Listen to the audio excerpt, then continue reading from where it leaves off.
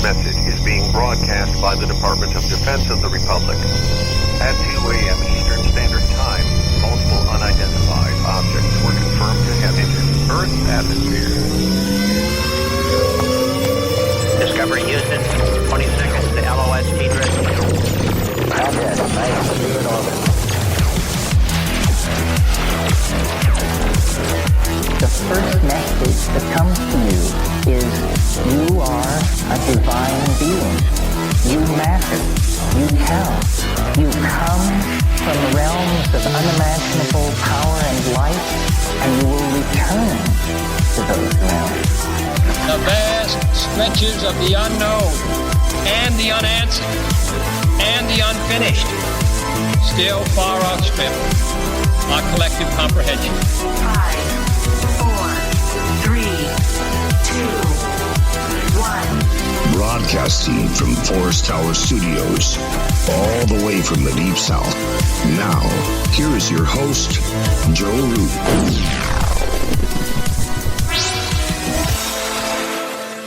All right, we are broadcasting all the way from the Deep South, from Forest Tower Studios, right here in the natural state in central Arkansas.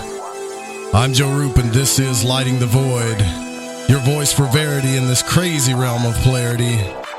It is Tuesday night, August the 14th, and we are broadcasting across the World Wide Web as the moon continues its wax on into midnight. So before we start the show, everybody needs to, if you can, fire up your chakras, sync both hemispheres of your brain together, and shoot your magical beam of light through your third eye tonight with us as we peer into the void on our search for truth. The call-in number for tonight is 1-800-588-0335 if you should feel so inclined to call in and you're not one of those famous chatters out there in the chat room. We're live on the Fringe FM, KTLK Digital Broadcasting. The website is lightingthevoid.com. And just about all the syndicates you can think of on the web, that's where we are. TalkStream Live, TuneIn, Spreaker. I've got a soft spot for TalkStream Live, though, actually, just to be honest with you. And because I love Bill Freeze. If you're listening, Bill, I love you. Radio Guide FM, Radio Garden, and more by proxy via the Fringe FM. The TalkStream Live listen line is 701-719-3971. I don't know if have you ever been to Radio Garden? It's probably one of the coolest apps you'll ever see. It's got little dots of every single radio station all over the world, but check that out. It's really awesome. Tonight, we're going to be discussing the 21 Faces of God in the Tarot, the origins of the Tarot, with Robert Bonomo. That's right. And I think you guys should really check this out because it's going to be an interesting conversation. This is going to be the first show that I've ever done about tarot. I haven't done any shows about tarot yet. Not one. But if you need some type of reference, because we're going to do this, I left a couple of pictures in the regular chat room, but you can easily look this up, though. You can easily look this up. You can just go to Google and search, the tarot, the Rider-Waite, the major arcana, the minor arcana, pull up some images, and you'll see, I'm sure Robert's going to give us a couple of references. So, these things are more than just playing cards. They're more than just divination cards. And I've been trying to stress that on a few shows. And I think the universe put somebody in my lap tonight that's really going to help me express this in a much better way. And so the 21 Faces of God is a documentary, I would say, on YouTube that he just published out there. And it's awesome. You got to check it out. I put the link in the... And Facebook also put the link there in the chat room, so make sure you go check it out. And thank you to all who have supported the show. If you can, donate, please. If you want an Audible book for free, you can do that too. audibletrial.com/LTV radio. That'll support us. Grab a t-shirt. Use the Amazon portal. Whatever you got to do to support the show would be much appreciated. Follow, like, subscribe, as everything is Lighting the Void as well. And the newsletter's there. That thing is, I got to keep up with that better. I'm going to be honest with you. But I do know that some of you guys got your books in the mail because you're telling me thank you. Thank you very much. And I got 2 more books to send out. But, yeah, you guys got your books in the mail. And I sent something to Canada too, by the way, Dennis. I don't know how long it's going to take to get there, but I did send it. And the hashtag on Twitter is hashtag LTV Radio. I'm trying to get that going too as well. And the more I ramble, the more we don't get to learn anything. So I think it's best if we just kick this thing off, right? I mean, let's do that. Robert Bonomo is a filmmaker, blogger, novelist, and esotericist. He has lived and worked in Madrid, San Francisco, Buenos Aires, Kamchatka, Miami, Valencia, Cartagena, I'm probably saying some of these wrong, New York, Luoyang, China, and a few other not so interesting places, he says. All three of Robert's novels, Twilight Breakout, Cactus Land, and his latest release, Your Loving Complete, are invaluable as free downloads on Smashwords. Robert has been published in some of the leading alternative media sites, including Counterpunch, LouRockwell.com, GlobalResearch.com, Information Clearinghouse, Activist Post, Business Insider. I haven't even heard of some of these. Pravda, RINF, Astrological News Service, and the Mountain Astrologer. And in July in 2018, Robert released his documentary on the major arcana of the tarot, The 21 Faces of God. Now, you can watch The 21 Faces of God on his YouTube channel, which is youtube.com/C/Robert Bonomo Cactus Land. And you can just actually search. When I did it, I searched on YouTube the 21 Faces of God, and it came up. And I'm stoked about this. Thank you so much, Robert, for coming on the show. It's really cool to have you here. Oh, thanks so much for having me on, man. Absolutely. I've never done a show about the tarot, not once, because it's so hard to get across on the radio. But, you know, after I've seen your documentary, man, we got to do this thing. So thank you so much for doing this, by the way. You're in what time is it in Spain right now? It is 6:07 a.m. You got me up early. Oh, man, I'm so 6:07 a.m. over there. But I'm sure it's beautiful. Did you get to catch the meteor shower? Because we didn't in the States at all. Whatsoever. I didn't. I was working, so I didn't get a chance to take a look. So I'm watching this documentary you put out. And this tarot, you know, at first glance, it looks like a pack of cards that's really cool, that's separated into 4 different, elements, and that's it, right? But, man, you really went deep into the mysteries with this thing and really started showing the geometry, the numerology, I didn't even know you were an astrologer. Are you an astrologer? Yeah, I do astrology. And actually, the tarot is what got me into astrology, because as I was trying to learn the tarot, I realized the only way to understand the tarot, you really have to understand astrology. It's all connected. Alchemy, astrology, the tarot. It's all connected. And the tarot is a great way to enter into the other realms of the esoteric. It's a really good it's a good way to start learning. So somebody that's just getting started out and learning this stuff could actually start with a tarot deck, like the Rider-Waite deck. They could start there and really start learning the mysteries and stuff, right? Oh, I highly recommend that. I would highly recommend the Rider-Waite deck if you really want to learn the tarot, for a couple of reasons. One of the reasons, it's the most popular deck, at least in the English-speaking world. So if you have any kind of question, you just pop it into Google, and you'll get all sorts of resources. Not all of them are going to be wonderful, but it's very easy to get information. And the other reason that I highly recommend the Rider-Waite deck is the minor arcana in the Rider-Waite deck have pictures on them. So it's much, at least for me, it was a lot easier to remember the meaning. So there's 78 cards, right? 22 major and 56 minor. And to learn the 56 minor with the Rider-Waite is much easier than with other decks, in my opinion. Can you relate how do we relate these symbols to our life, though? I mean, I know everybody, I've watched a few documentaries on the tarot, right? And they say, well, this is what this card means. This is what that card means. But I'm like, okay, well, how does that relate to my life? Well, in your documentary, you actually bring it all the way down to the Tetractys, and you show, you talk about Eliphas Levi, which I'm a big fan of. I'm reading his books now, and makes you wonder, like, people talk about the origin of the tarot, and they say, well, it actually started as a playing deck with gypsies, and I'm like, really? How did something like this start that way? I mean, is that the truth? Yeah, the gypsy story, I've never really found anything that really supported that story. The mainstream story, and this is basically the one that I follow, are the Mamluks who ruled Egypt in the Middle Ages. They had a playing card deck without the major arcana. So it was just like very similar to our modern playing cards. 4 suits. That deck arrived in Italy, I would say, in the 14th century. Now, what's really interesting and what my documentary is about are the major arcana, the 22 cards that were added to the deck. Uh-huh.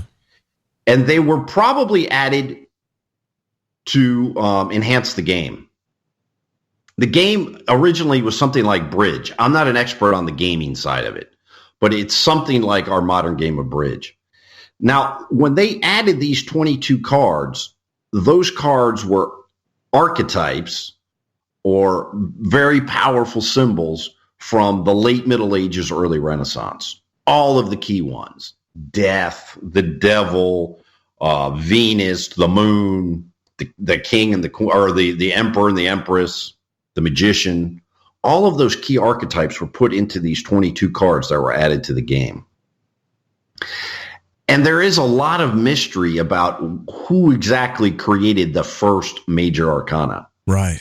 It's not really clear, but it is clear that it did emerge in the early 15th century in Renaissance Italy, in northern Italy, probably.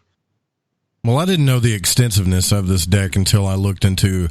I was really big on mystery schools, right? Especially mystery schools that had a Judeo-Christian type background to them. And that's how I looked into Rosicrucians, and then I looked into the Golden Dawn, and then I saw that, there were a lot of really great occultists that were in the original order in 1888. One of them being Paul Foster Case, who broke out and based his entire system off the Kabbalah and the Tarot. And his system, to this day, I think it takes I don't know if it's 5 or 15 years, I forget, but it's a super long, packed-full initiatic system just using the tarot, the Hebrew language, and the Kabbalah. So it's more than just cards, for sure. Oh, yeah. Now, that's something we can talk about. This is a really important issue with the tarot. Levy, Paul Foster Case, and what they tried to do was connect the 22 cards of the major arcana to the 22 letters of the Hebrew alphabet and the 22 connections in the tree of life between the Sephiroth. Right. I don't espouse that theory. I don't think, in my opinion, I'll just come out and say it. I think there's no connection between the major arcana and the Kabbalah. And the paths on the tree, you don't think they're connected? That is something that they put together themselves, by the way, I think. Oh yeah. And that's why so much of what you see and what you read about the tarot sometimes can lead you astray, because the major archetypes of the archetypes of the major arcana, in my opinion, are more Greek, Hellenistic. They come from the Hermetic thinking, the Gnostic thinking. Remember, the Kabbalah really, in reality, the major texts of the Kabbalah don't come till the 12th, 13th century. Right. So to say that influence was mostly in Spain, the initial texts come out of Spain, that they got to Italy and influenced the people that made the major arcana, I don't really see it. I think you're right. I think it's just some occultists that like Samuel L. McGregor Mathers, who was a Mason that became a magician, and Rosicrucian and a Golden Dawn magician, started the order, whatever, but they did put a lot of stuff together themselves. Well, this matches so perfectly, why not, and then created a system, like an initiatic system out of it. Right. And, there's nothing wrong with that, in the sense, I'm not saying that they're wrong, that they saw that the 22 paths, you could use that as a metaphor for the 22 major arcana. I'm not saying that you can't make those associations, but that's where the major arcana came from. Yeah, that part I really don't agree with it. And for example, Gershom Scholem, who was one of the great scholars of the Kabbalah in the 20th century, he was adamant that there was no connection. No. Now, what is interesting is a lot of people say there's a connection between the Kabbalah and the Cathars. Mm-hmm. And that part I see as more possible. And Gershom Scholem said he thought that there was definitely a connection. And my feeling is that it's possible that some of the ideas that enter the major arcana come from the Cathars. So then, in all actuality, when people say that the major arcana, they came from, I've even heard theories, well, this actually came out of ancient Egypt. There's so many theories about the tarot. My question is, and what I really want to know is why does it work so well as a meditative tool, as a scrying tool, as a divinatory tool? It works. Mm-hmm. It works so good. There's so many things you can use to do divination. You could use rocks to divinate if you want to, but something about the tarot tends to work better for me and hell, a lot of other people out there. Oh, I totally agree with you, because you can do divination. You can do divination with tea leaves, right? With whatever you want, but you have to embed whatever you're doing with meaning. And why the tarot works and why the Rider-Waite deck works so well, because those are powerful archetypes. That's why I named the film The 21 Faces of God.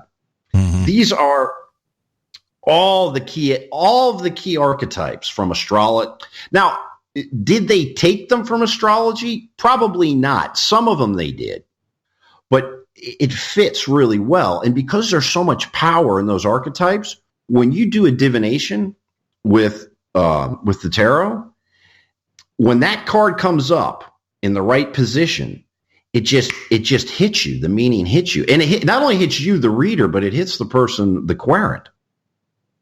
It's very powerful.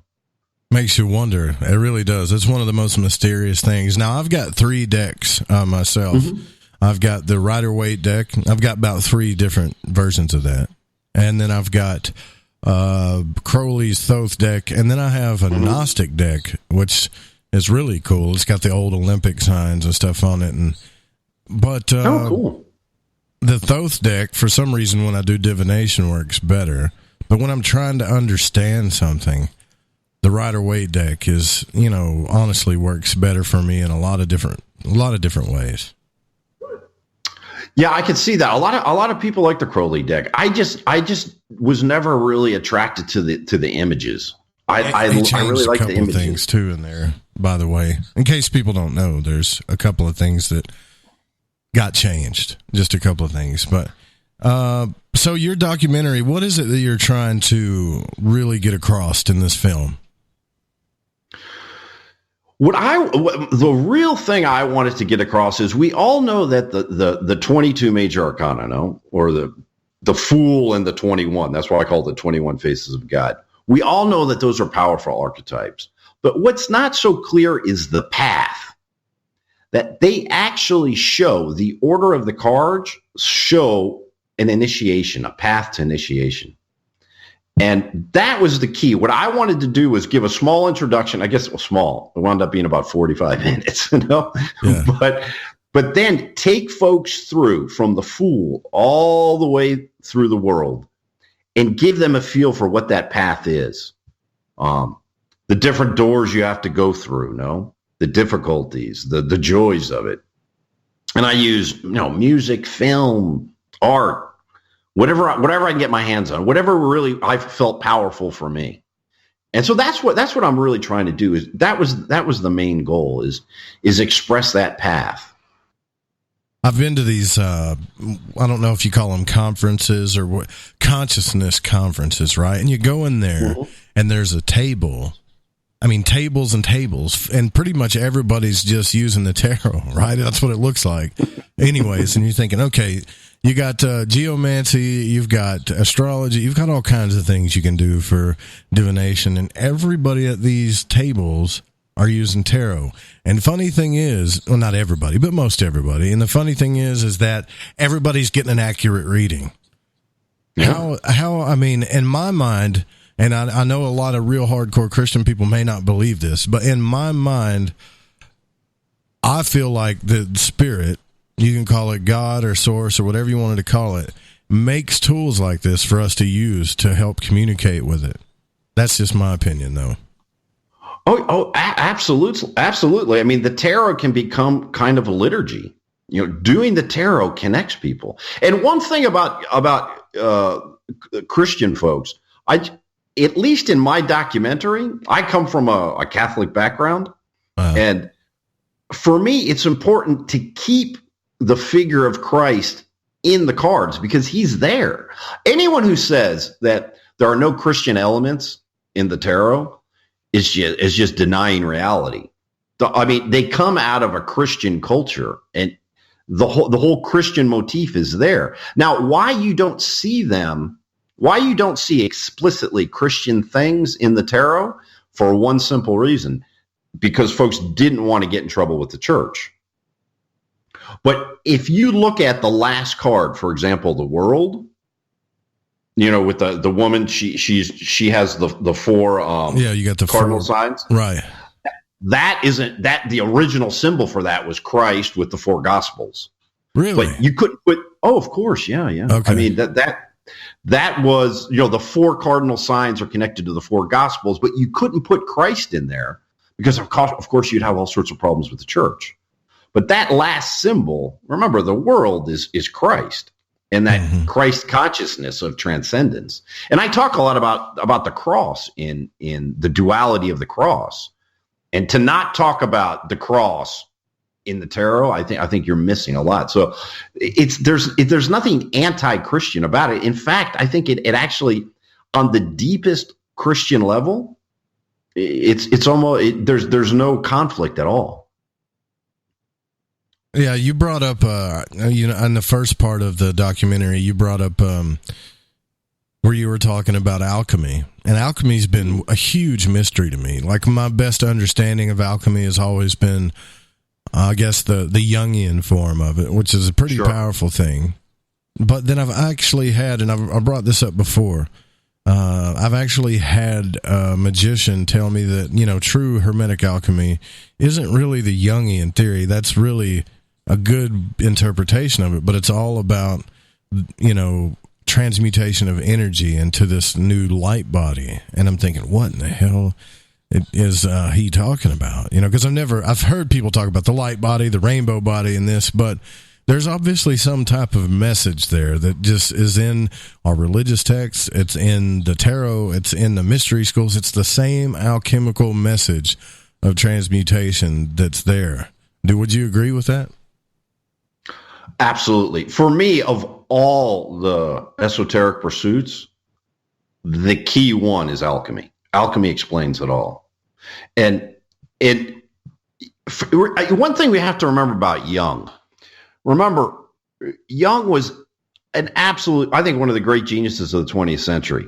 But he understood one thing very clearly, that in his time, the end of the 19th century, beginning of the 20th century, this was a time where science reigned. So he focused things in a scientific way. Remember, he was a medical doctor. Right. And he stayed, in modern terms, he stayed as far away from woo-woo as he could because he knew it would get him in trouble. But Jung was not a scientist. He was a mystic. Clearly a Gnostic mystic. In my feeling, he's a Gnostic prophet. 1,000 years from now, we're going to talk about Jung like we talk about Valentinus. That's what I just want to, just one thing about this. Jung understood the Gnostics very clearly, the ancient Gnostics, the Hellenistic Gnostics. But have you ever looked into the Gnostic cosmologies, you know, of the pleroma? It's incredibly complicated. And I think a lot of times it doesn't make a lot of sense. It didn't to me. I gave up on it, to be honest with you. No, it's incredibly arcane, and some of the texts can just drive you insane. And Jung understood this. And I think one of Jung's greatest discoveries was that alchemy is modern Gnosticism. It's the exact same thing, but in modern terms. And that's why, if you really want to understand the Gnostics, it's almost easier to begin through alchemy and then go back. Wow, I've never heard anybody say to begin with alchemy, because in my mind, alchemy is the biggest mystery. That's in my mind it is, because I still haven't figured it out. There's so many symbols. I mean, you were talking about it in your documentary about the cycles of the elements, hot and cold, wet and dryness, and, I'll butcher it if I describe it. But that was something that, it wasn't Eliphas Levi. It was Agrippa. Was it Agrippa or Levi that first brought that onto the scene? I forget. What the elements to the tarot. Right, yeah. Yeah, I'm pretty sure it was actually. I think it was Eliphas Levi, or was it Ghibelline? I'm not sure which one first associated the elements to the tarot. Now that's an interesting topic, because a lot of people, we got to be careful with the woo-woo sometimes. Yeah. When the major arcana were created, whoever created them, were they actually thinking about the elements? My guess is probably not. They weren't saying, oh, let's structure the cards to fit the elements.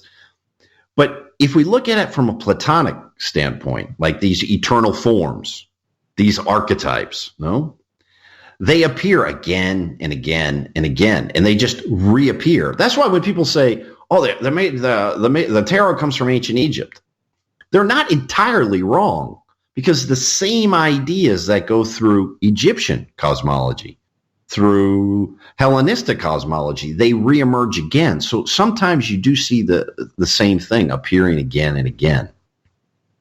But getting back to alchemy, I think in the section on the film, if folks are interested in this, they might want to watch that section on duality and the archetypes. There's two sections.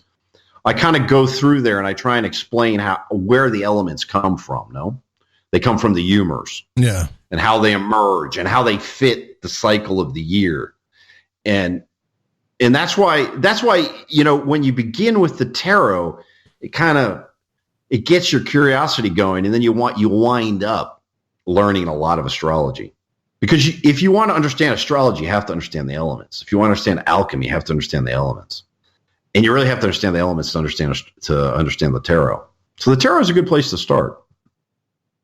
It is. It seems overwhelming. When I first started these mystery studies, I was like, good night. You're telling me I've got to understand the tarot, at least basic astrology, the Hebrew language and all its correspondences, the elements and their correspondences. This is going to take me a lifetime. Then it will. And it does. But you learned something about yourself, and you also, what you brought up in your documentary, as well as you also learn the role of the archetypes and how they're being used either for us or against us.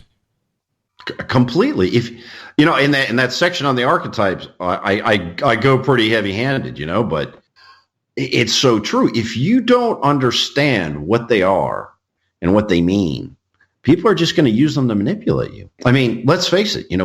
Somebody starts waving the flag and talking about, this, that, and the other thing, and all of a sudden you got a gun in your hand and you're in some jungle somewhere. Right. Yeah. So you gotta be really. That's part of waking up, is realizing, oh my God, how have they pulled my strings for all these years? It's terrifying. Yeah, and it's one thing to just say, yeah, well, we're the.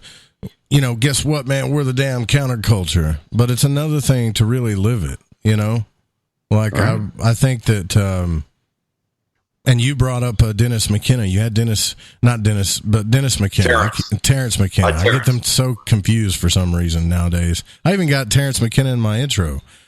Favorite person. I could listen to this guy talk forever.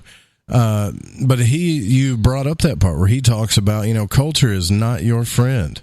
It isn't. Yeah. It really isn't your friend.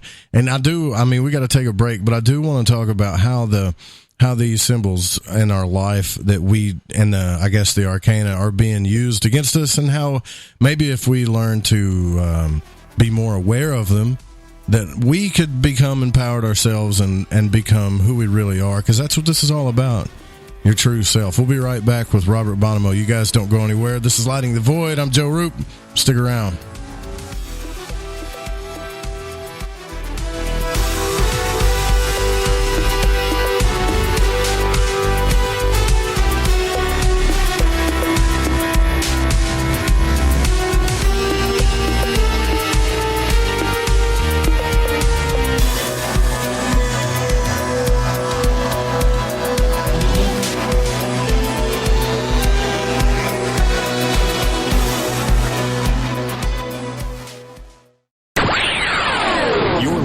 To Lighting the Void Radio. The truth is out there. There's something out here. And so are we. KTOK Digital Broadcasting, The Fringe FM.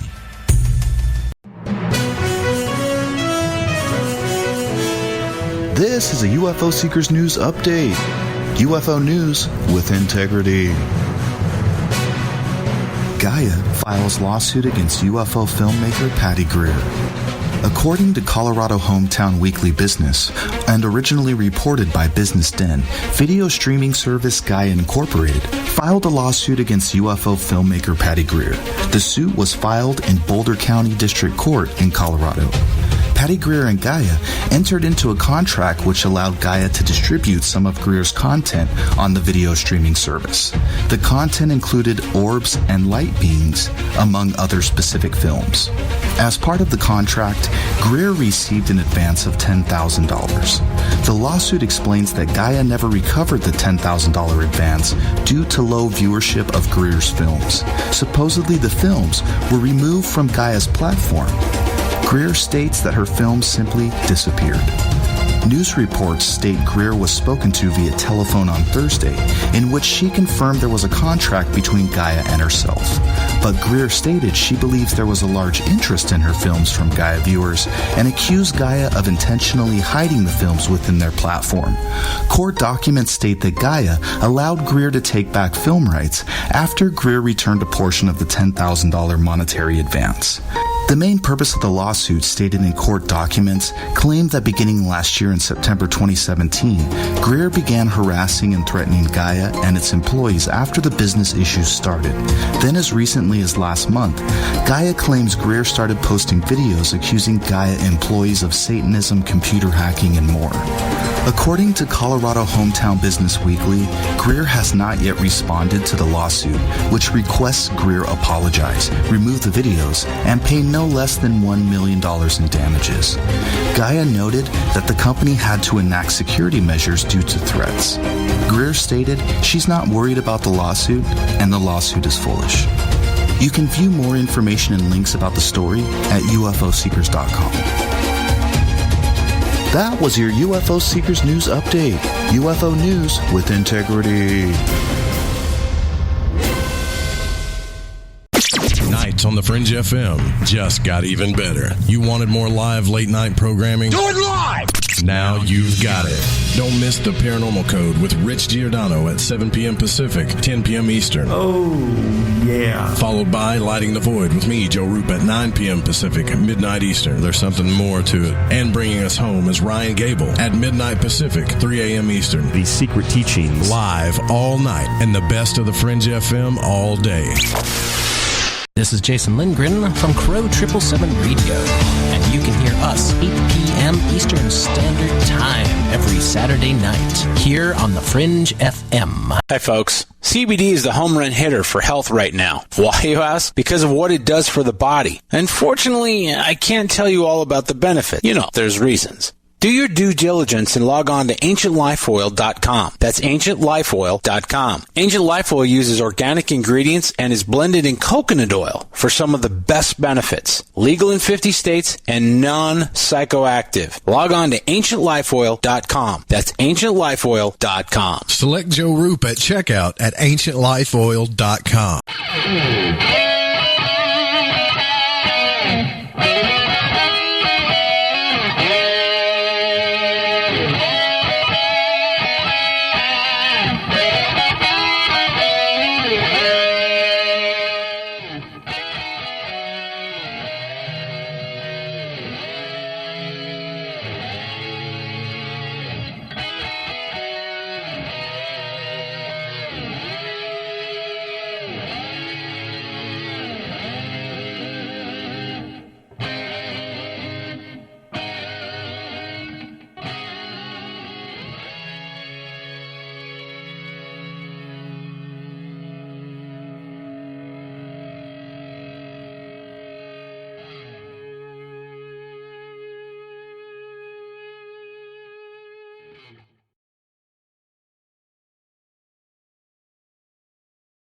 I don't know what just happened there, but I wanted to make sure.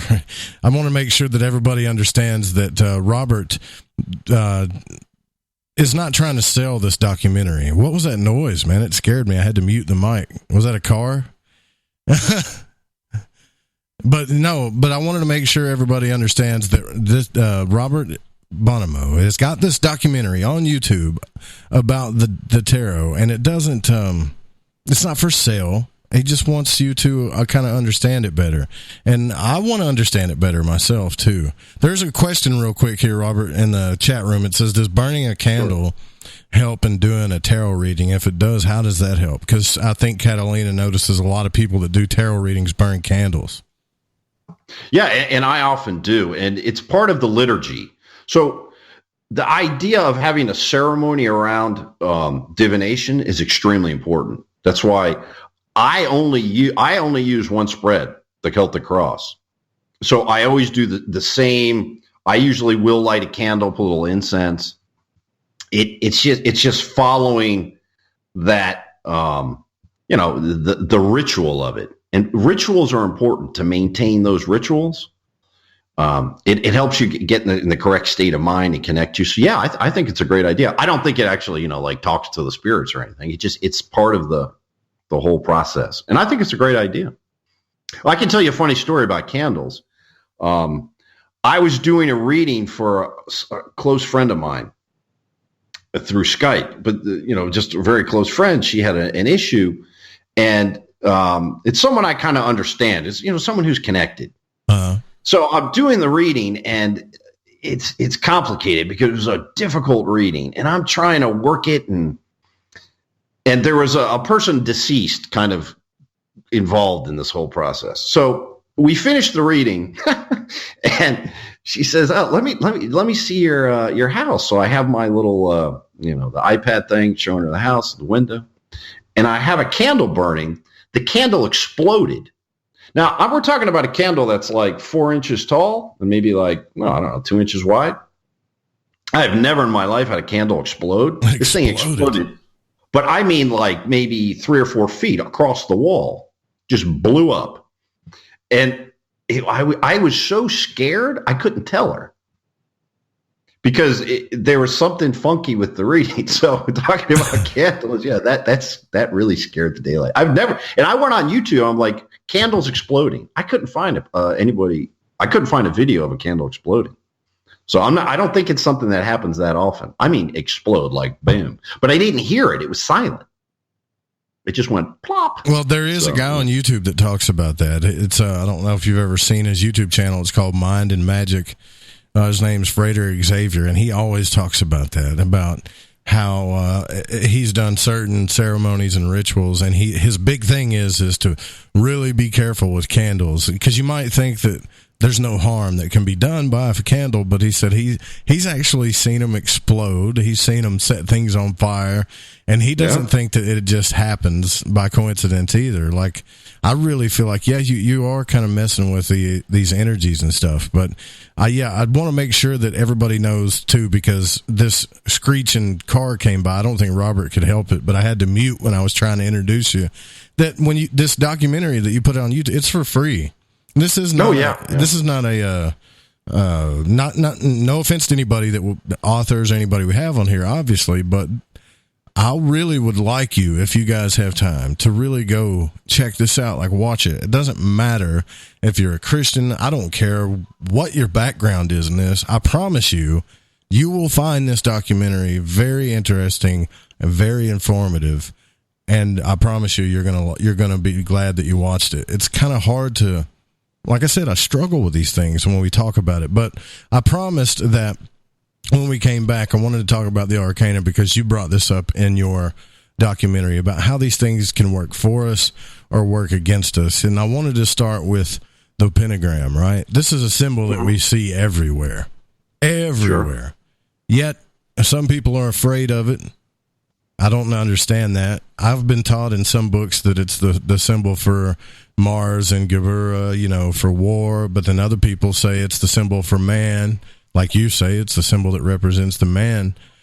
But then you also show how it's unfolded into the golden rectangle, and this is like embedded in our universe. It's embedded in everything. Practicalities. It's hard to explain, Robert. I wish I could explain it.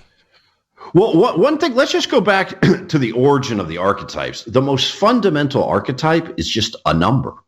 Okay. That's why in the documentary, I talk a lot about the tetractys. Right. And you can just pop, if anyone's listening on a computer, just pop that in, you'll see it. No? It's just a triangle. 1, 2, 3, 4 adds to 10. So our universe is made out of numbers. I mean, when you if you think about, for example, Einstein's theory. So Einstein came up with these formulas. People studying that decided that black holes should exist. And then they discovered black holes. Well, I mean, think about that. From the math said these things should exist, and then they were discovered. That's the power of math. But ask a mathematician, what is a number? Where does it exist? Where is the number 3? Where is pi in nature? Where is it? It's nowhere. Right. So these numbers, if you want to understand archetypes, look at music. I mean, if you look at the harmony in music, it matches perfectly to the tetractys. Is that a coincidence? So if folks have doubts about this, for example, in the documentary, I believe it's in the section on archetypes, just go to the section on music. And when you think about that, why would musical harmony match perfectly with number? And where are these numbers? Where is the number 3? You can't go into a forest and find the number 3. 3 what? Right? But in a sense, the Kabbalistic tree of life kind of, in a way, shows the tetractys. Like, in a way. Like, there's Kether, and then it turned into duality, and then it turned into, 3, and that's, I guess, was it duality or the number 3 that's when consciousness, I think it's duality, wasn't it? And that's when consciousness came.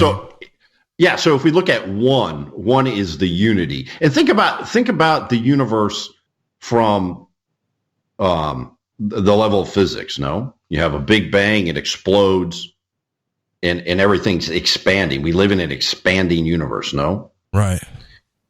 And the tetractys follows that. You go from 1, the wholeness, to 2. And, for example, energy and matter. And then you get to 3, and 3 is where you begin to observe yourself. That's the beginning of consciousness. That's when we begin to see the duality. And 4 is the world we live in. Remember, a point, a line, a triangle, and a square. And then if you add time to that, you get the cube, and we're in 4-dimensional time, right? So it's like the X, Y, and Z axis. I see that. I've seen that in the Exactly. The Sefer Yet Zero. Like, if you read the Sefer Yet Zero and the Sefer Bahir, the stuff that, like, it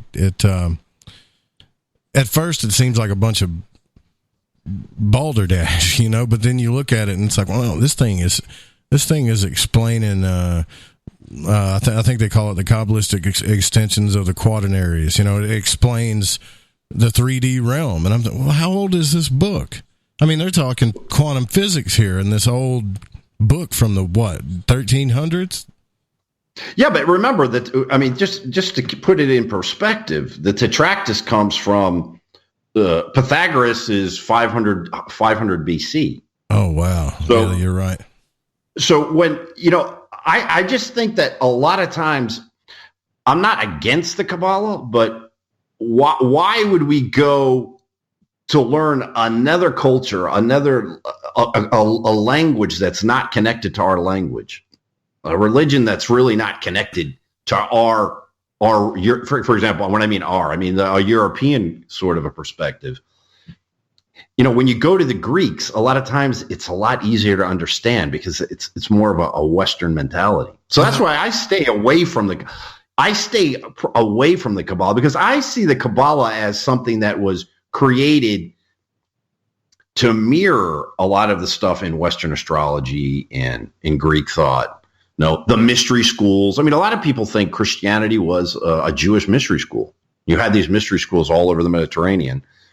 Christianity was possibly a Jewish mystery school. From what I've read, its origins could have been Gnostic as well too, like a whole different view of it. That wasn't what we know Christianity as today. But Christianity being a Jewish mystery. I mean, because if you think about it, the story of Christ coming to the Jews that's definitely how it was portrayed. Yeah. Wow. Yeah, that's pretty cool. But just remember, the New Testament was written in Greek, in a Greek culture, a Hellenistic culture. So the Greek influence, especially on the New Testament, is key. If you look at, well, I mean, I wanted to stick with this though. How do we use this stuff, like in our life? There was a section in your documentary where it was talking about where Terrence McKenna was talking about. We put some of the dumbest people up as our leaders, and and it's true. I mean, if you think about it, I've met plenty more intelligent people that are in this audience that I believe are more intelligent than a lot of our leaders. We just think they're intelligent because they're supposed to be, but they're not. I mean, and this whole culture thing is killing us. And think about in the documentary where I show Putin walking up the stairs with the soldiers turning to look at him. Then I show Obama coming through the White House with all the regalia, and that's the emperor. So they use these archetypes to convince us that they represent those archetypes, that they are those archetypes. Right. Completely. I mean, think about our presidents. Like I just, my politics are a little bit more libertarian.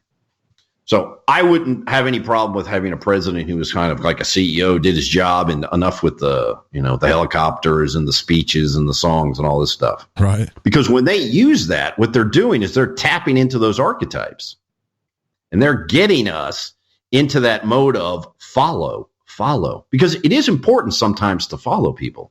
It's a presence. Like when they show us the symbolisms and the colors and everything of these archetypes, it does play on our subconscious as a whole, right? Oh yeah, yeah. Like that's what I tried to show in the part about the archetypes when I go from Hitler to BMW.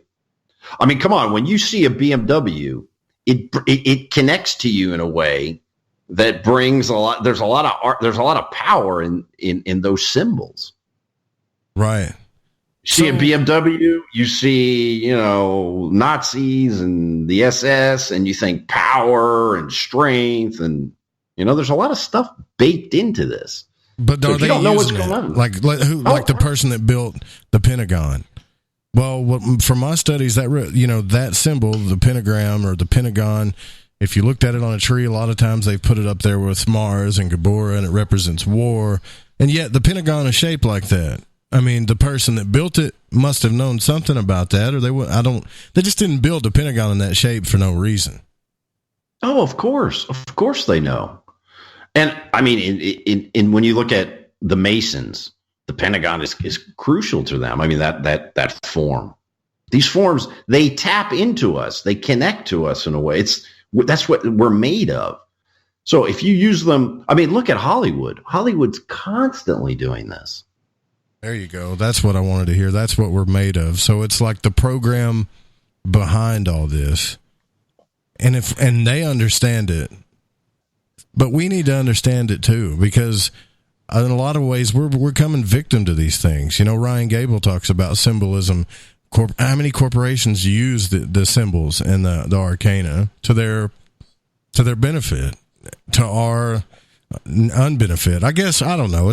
I'm not making a victim out of myself, because if I want a cup of coffee, I'm going to go to Starbucks and get it. But at least they're able to use this stuff for their own benefit. And I think if people, more just common folk like you and I and some of the listeners could understand this, they could use it for their benefit and actually see how it's being used in the world. Yeah, and that's so true, because if you begin to study, just start with the major arcana. So if somebody buys a tarot deck, like a Rider-Waite deck, just take the major arcana, those 22 cards, and I would recommend. I mean, you can find all sorts of books and things, but for example, my documentary is a good way just to get a general idea of what's going on here and learn those 22 cards.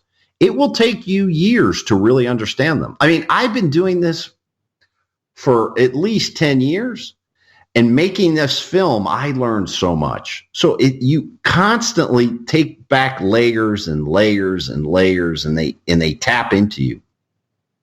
You will learn an enormous about yourself, even if you don't do divination.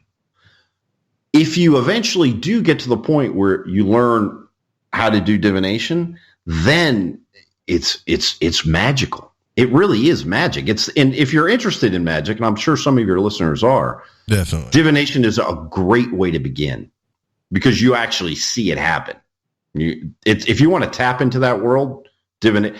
And I would say begin with the tarot, then go to astrology, because astrology is much more difficult to learn. Yeah, and it can take a long time before you get that magical feeling from astrology. In tarot, you can start doing good readings in 6 months. You can get a reading that works. Right. And the thing about astrology is too, as soon as I learned the tropical, I was like, okay, I think I got this. At least the 7 ancient planets, I got this, right? And then somebody comes along and is like, yeah, but that's not the original form. Here's the original form, and here's this whole nother chart system. And I'm like, what?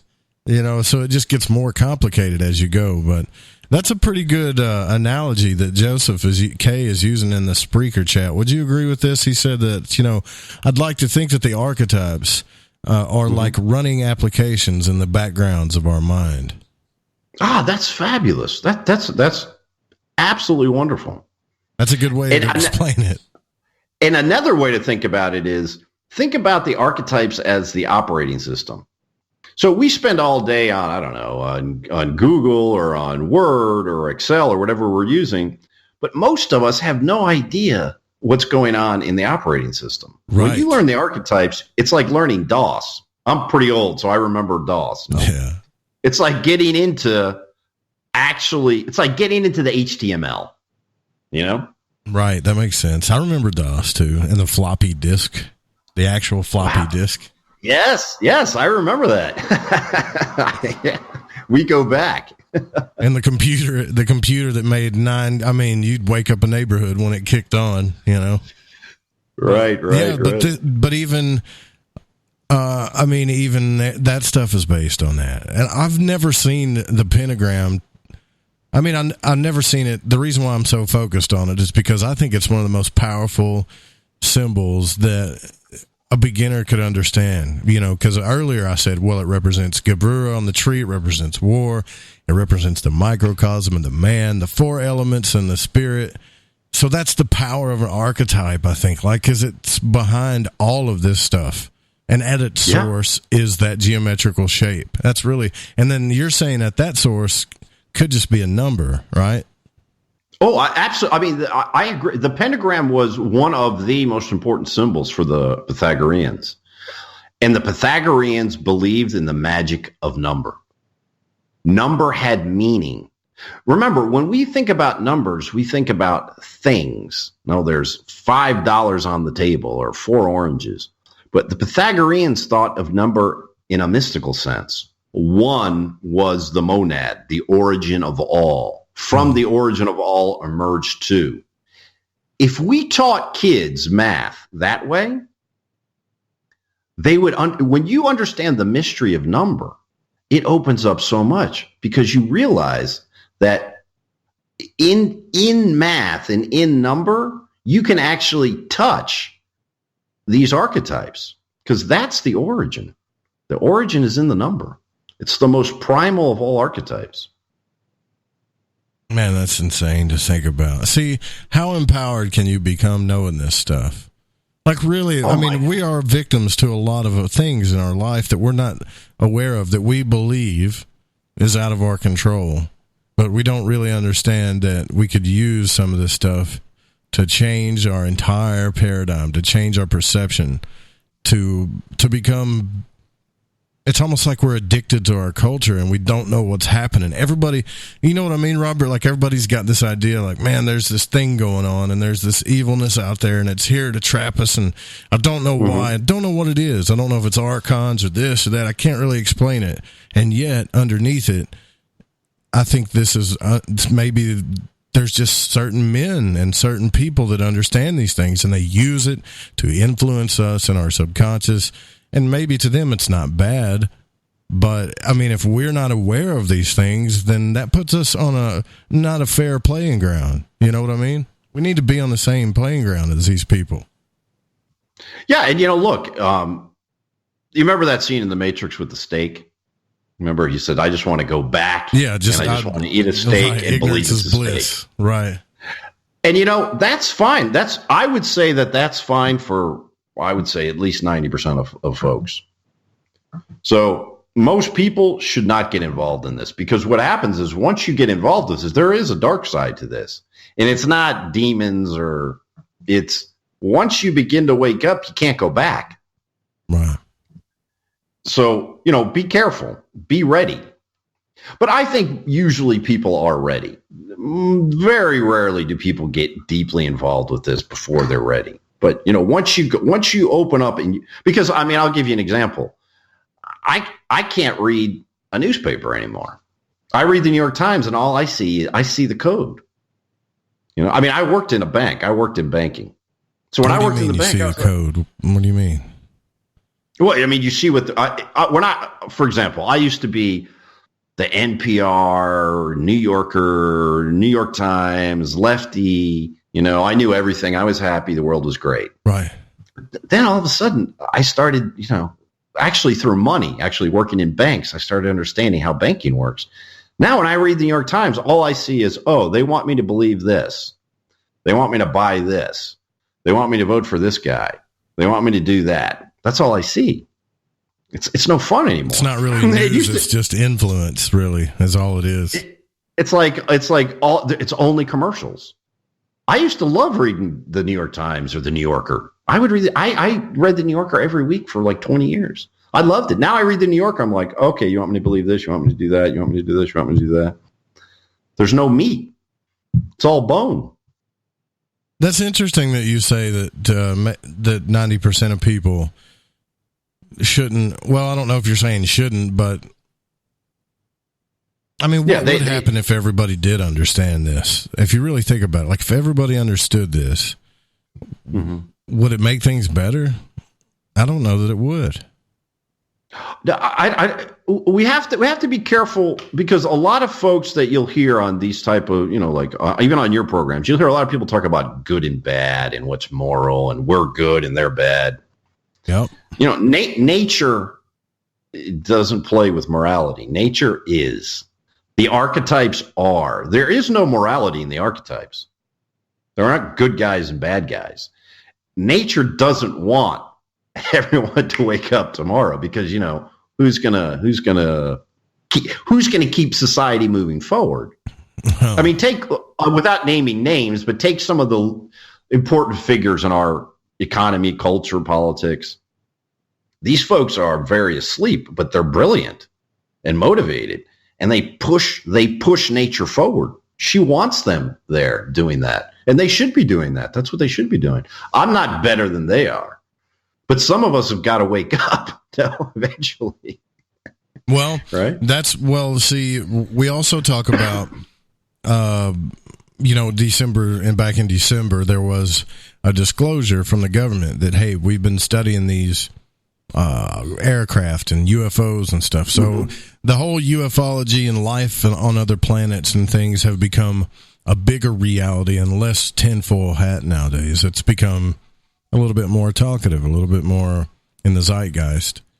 And I've always thought that maybe that these advanced beings from other realms understood these things and could do things because they understood number and archetypes and the arcana and things better. They learned the underlying mathematics and software of the universe, which is what we're trying to do right now. And we call them aliens because they can fly in, disappear, and take off or whatever, right? And I would love for us to get there too before we destroy our entire civilization. Like, most civilizations don't last thousands of years. I think the Egyptian one was the one that lasted the longest, I think. But the way we're headed now, the way this, I mean, we don't even understand polarity and duality. I mean, you can see it if you're in Spain, but if you pay attention to us over here in the States, we're tearing each other apart right now, especially on a political level. Well, if we could talk a little bit of how politics are connected to the cards, for example. Like, take the Fool. Do you remember when I talked about the Fool, we talk about the archetype of the trickster? Right. Yeah. And our president is a trickster in the sense where, and remember what Jung said about the trickster. He's unconscious. So he doesn't really know what he's doing, but he's sticking his finger in all these places where I use the example. Imagine a nice, normal kind of middle class suburban family, but mom's a philanderer and dad's a drunk. And the 5-year-old kid, they're having a dinner party, makes jokes about mom holding a hand with somebody in the mall and dad falling asleep on the couch, plastered. That's the trickster. He doesn't know what he's doing, but he's sticking his finger in places, right? Mm-hmm. And that's what's happening to our culture right now. It's beginning to unravel. And the trickster element, is the one who says, hey, look at this. Doesn't really know what he's pointing at, but he feels it. No, there's an intuition there. Look at this. Isn't this funny? Right. You see what I mean? So that understanding that trickster. Now, the trickster is not good and it's not bad. Loki, for example, was the trickster, doing all sorts of crazy things, driving the gods mad. Right. But you need the trickster sometimes. And we're in one of those moments. So when you look at, for example, if you take Trump and we connect him to the trickster, all of a sudden Trump is not good and he's not bad. It's just something that emerges. He's just there to shake things up a little bit. Exactly. And that's why when they try to, how could you when people voted for Trump, I think they didn't vote for him because they thought he was good.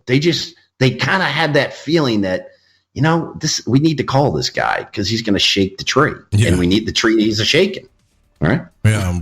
We got to take a break, but I can tell you for sure, whatever side you're on, he's definitely doing that. He's doing his job.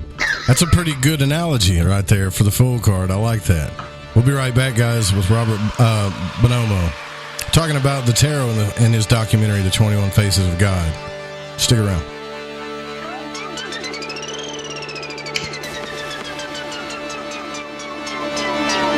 Nose gear touchdown. Having fired the imagination of a generation, a ship like no other, its place in history secured. The space shuttle pulls into port for the last time. Its voyage at an end.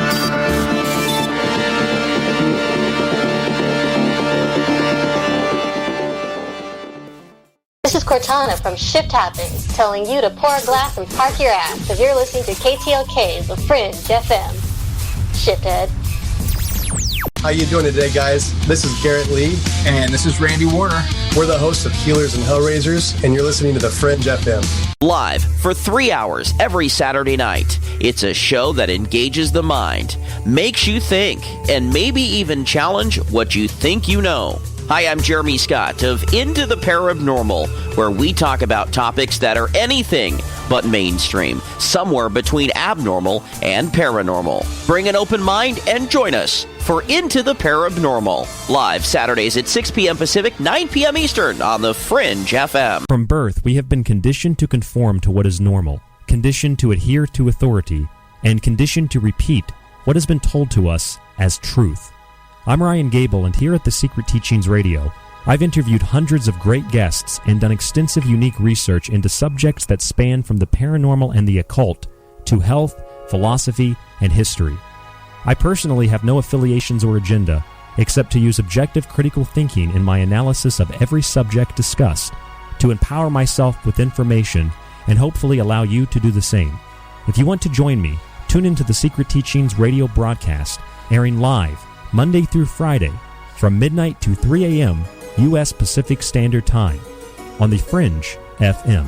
For more information, you can visit our website at www.thesecretteachings.info or email me at rdgable@yahoo.com. Reclaim your active lifestyle with Angioprim. Angioprim is the original liquid oral chelation supplement. Chelation helps remove toxins, heavy metals, and cholesterol in your veins and arteries that can cause blockages. Scientific research proves the active ingredient in Angioprim has superior oral chelation action that helps promote cardiovascular health. Find out more. Go to angioprim.com. Talk to a trained consultant by calling Angioprim toll-free 877-882-7221. Hey, it's Grace. Can we talk about something serious for a minute? Your age. Getting old has its perks. But remember, being a few years younger, you know, your hair was thicker, you didn't have so many wrinkles, that extra weight wasn't haunting you, and you just felt better. Well, we can't turn back the clocks and go back 10 or 15 years, but you can start feeling and looking 10 or 15 years younger with Nature's Youth RSF. It's a doctor-formulated daily supplement that helps your body maintain its peak performance and fight the aging process. Imagine sleeping better, looking better, and feeling better. See how Nature's Youth RSF has helped thousands of people just like you at nature'syouth.com. nature'syouth.com. Imagine how it will feel when your family and friends are asking you what you did to look so good. Your secret will be Nature's Youth RSF. It's time to start looking better and feeling better. Learn more and order your Nature's Youth RSF at nature'syouth.com. That's nature'syouth.com. That's nature'syouth.com. So, you love talk radio? Then you'll love TalkStreamLive.com. TalkStream Live is always on, 24/7 with the best streaming talk shows. Find your favorite talkers and discover some new ones. It's free, readily available online or on mobile with any smartphone or tablet. Finding your favorite talk shows all in one place has gotten a whole lot easier. Just go to TalkStreamLive.com. Be sure to download the free apps from Google Play or the iTunes App Store. Want to know what's on The Fringe FM? Check out our schedule at thefringe.fm. Hey, Fringe FM listeners. Did you know that when you're on the road with limited data or no Wi-Fi available, you can still listen to every minute of The Fringe FM by calling 701-719-3971. No smartphone app or internet needed. Saves your data plan and no extra cost if you have unlimited minutes. Call 701-719-3971. That's 701-719-3971. Listen to The Fringe FM on any phone, anytime, anywhere.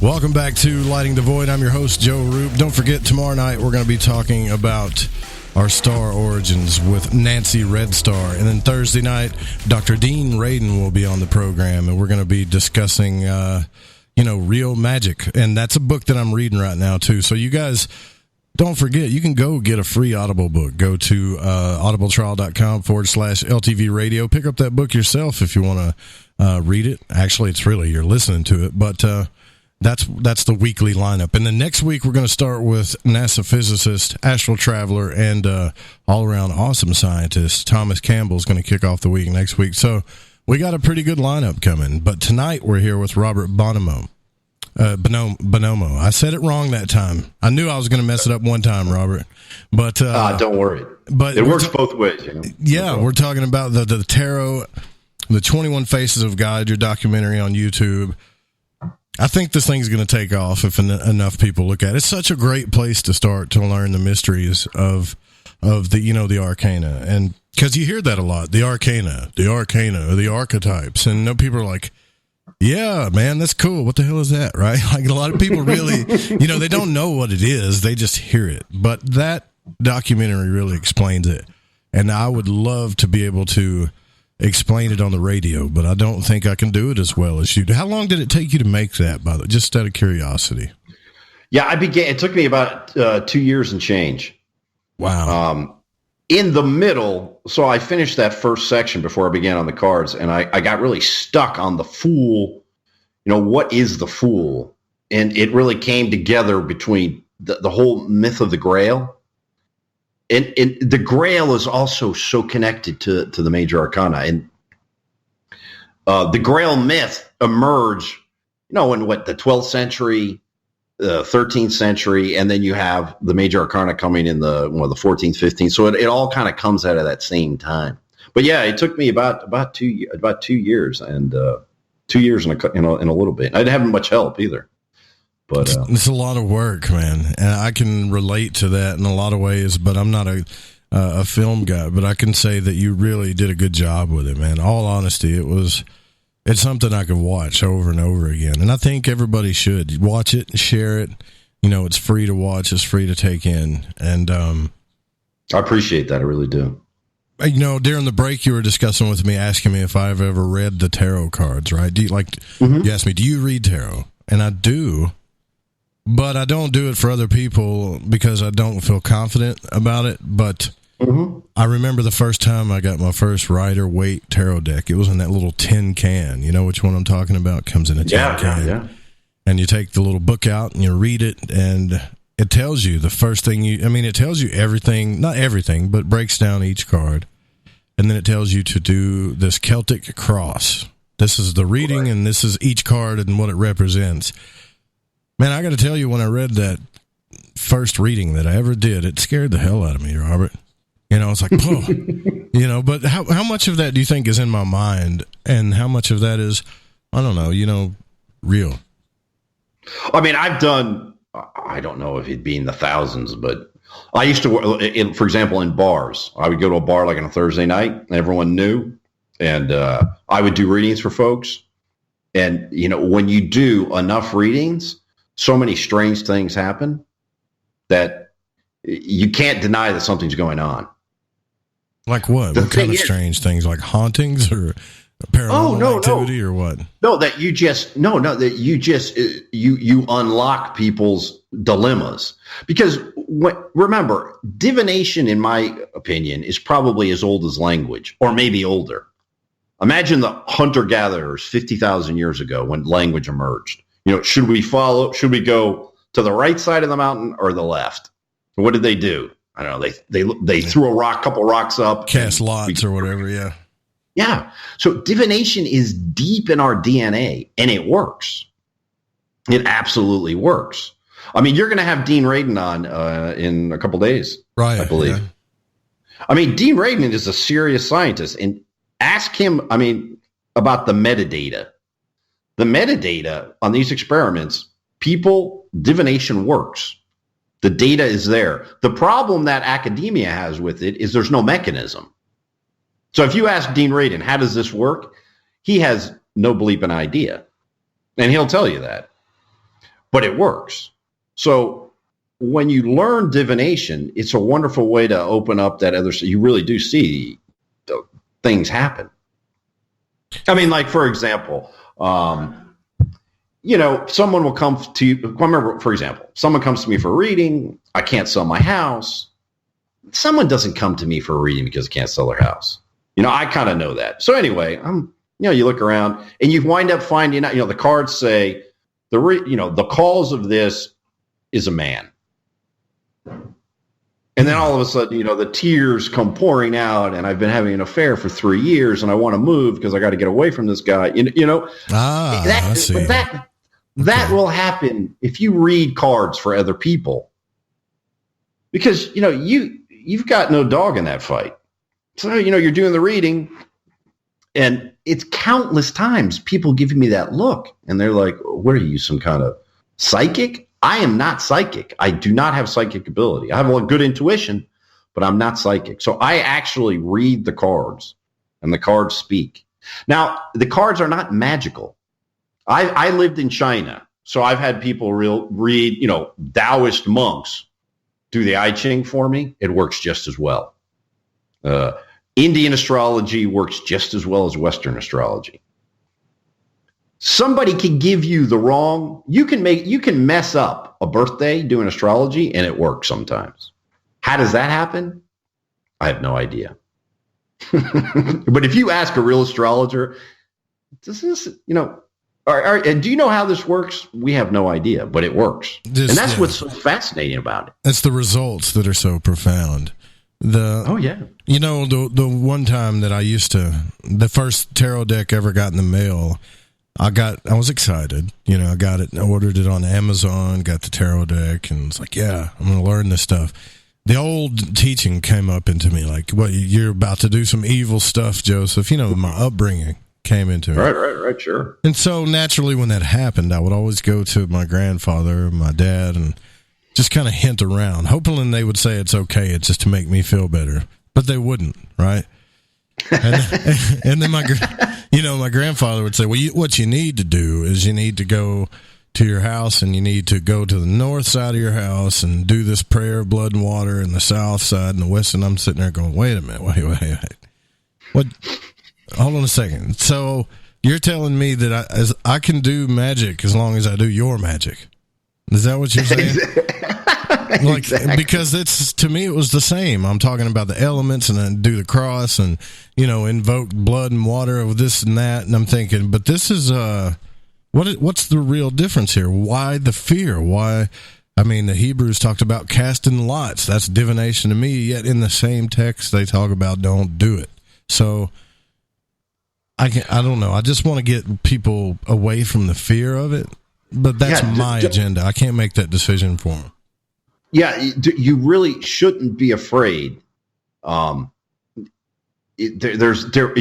begin with divination, but the only thing I would suggest is don't read for yourself, and not so much. Like, for example, I will not do health readings.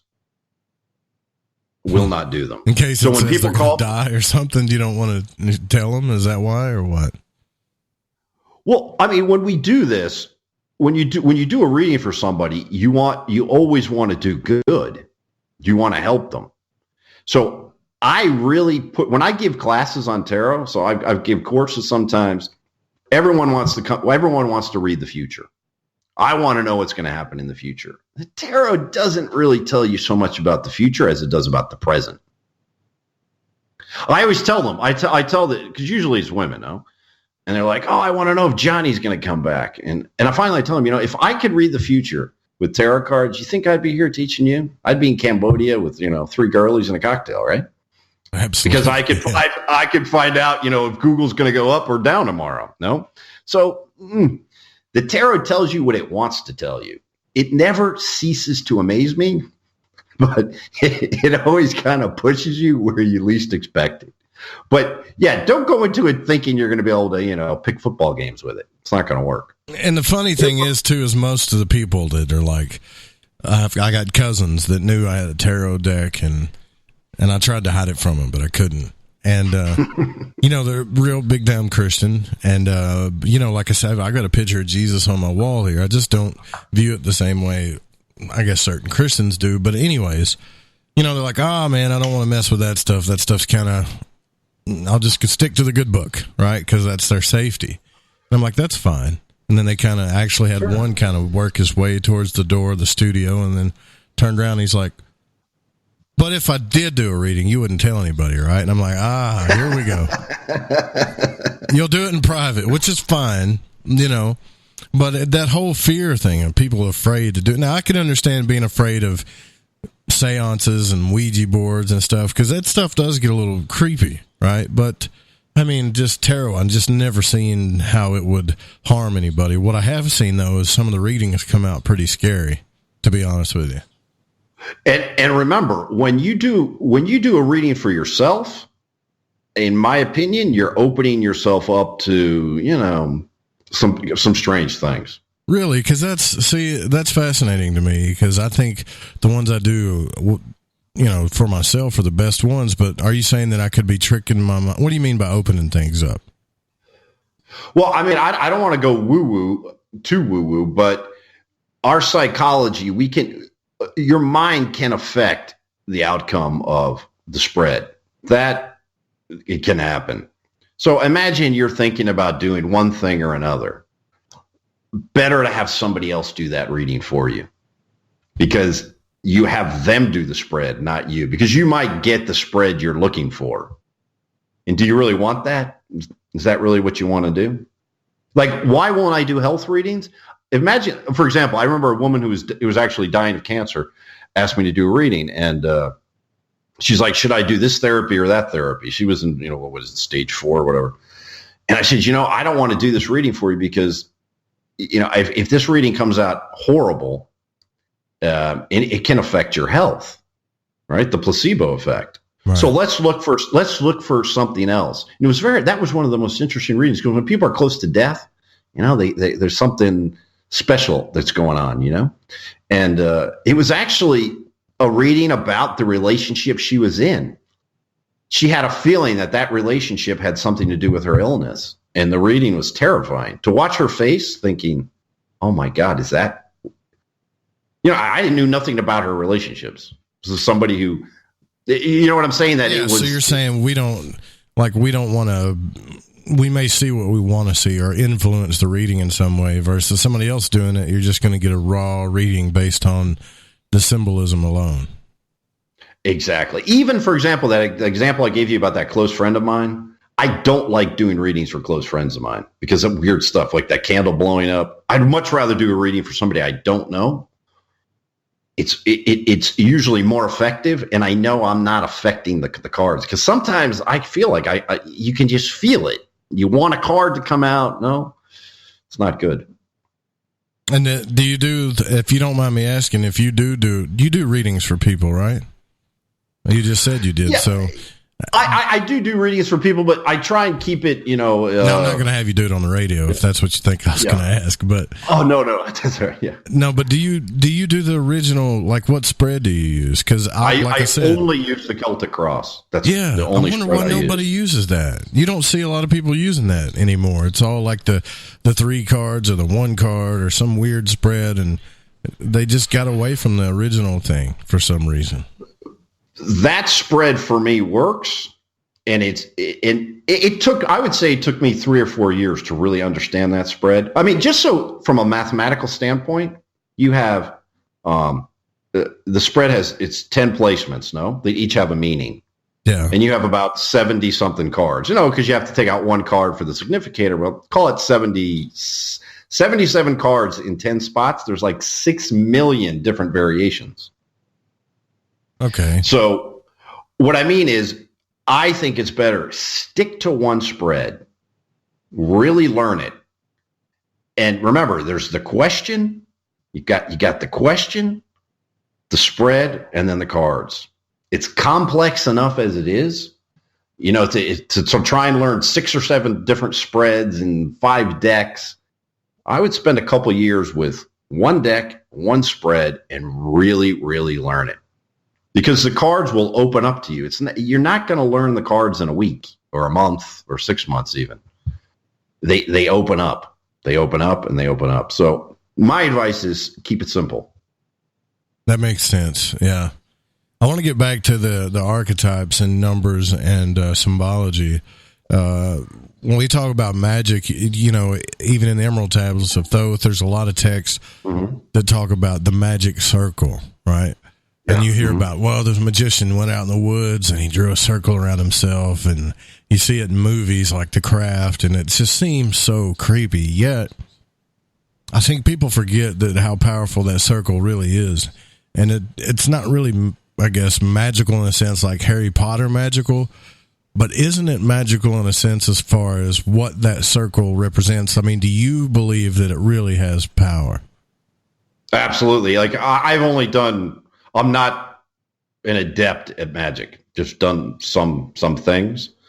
Definitely, if you're going to do magic, you definitely want to do that circle. Absolutely. You got to be real careful with that stuff. Now, why? That's the whole thing about it. Why would a circle why would that work? See, here's the thing that interests me the most. Okay. Why would a circle work if someone's, say, going to do some type of ritual or invocation versus not doing a circle? That's a great question. And some people say you can't just do a circle. You've got to cut the circle into the ground. You should actually use a knife. Use a knife.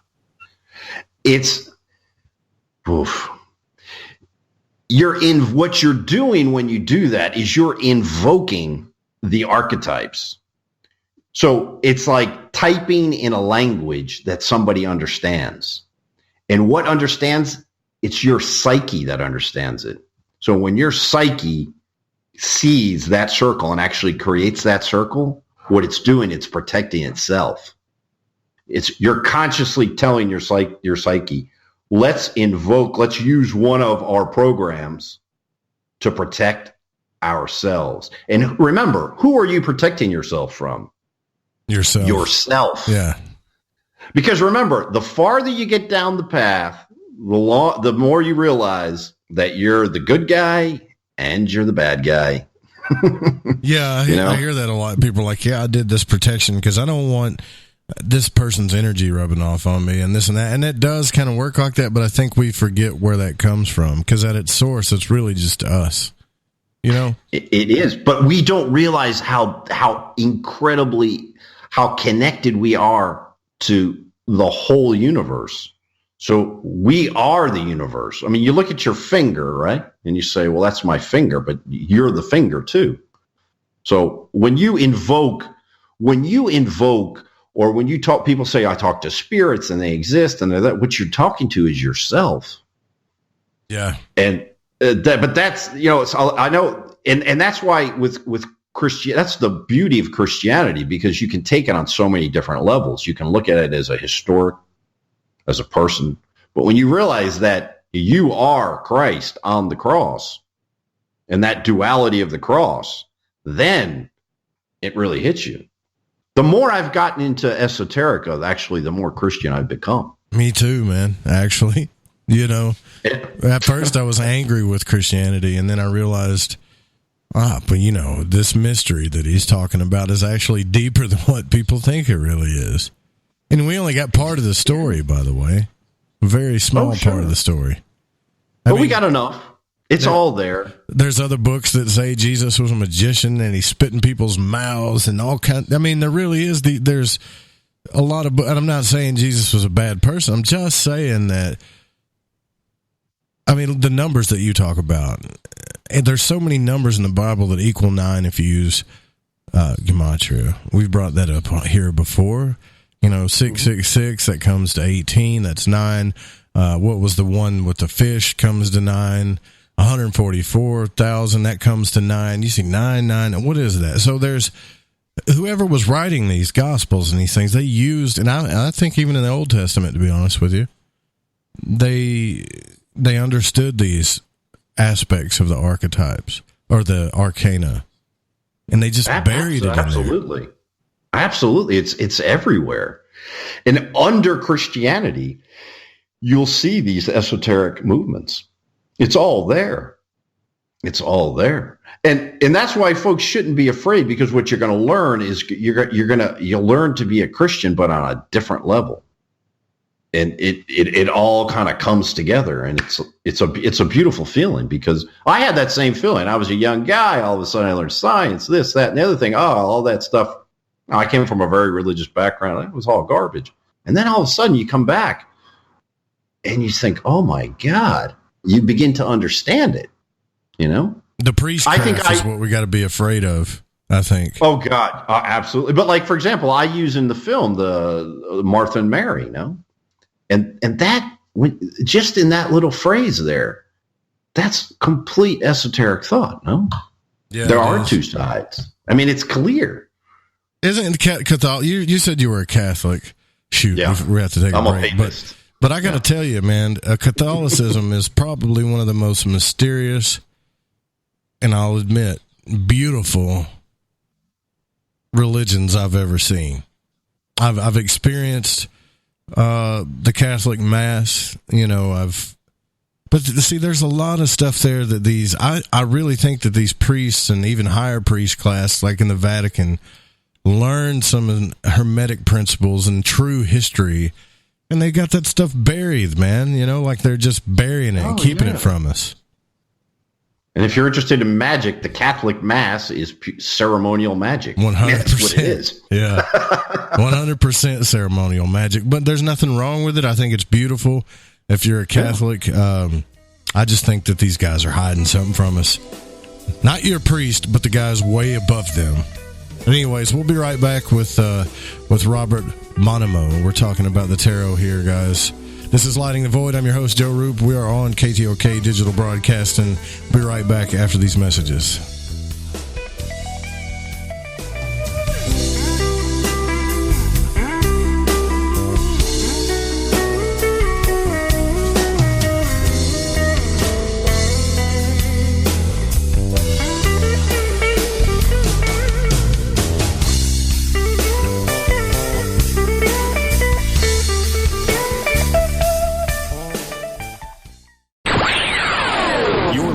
To Lighting the Void Radio.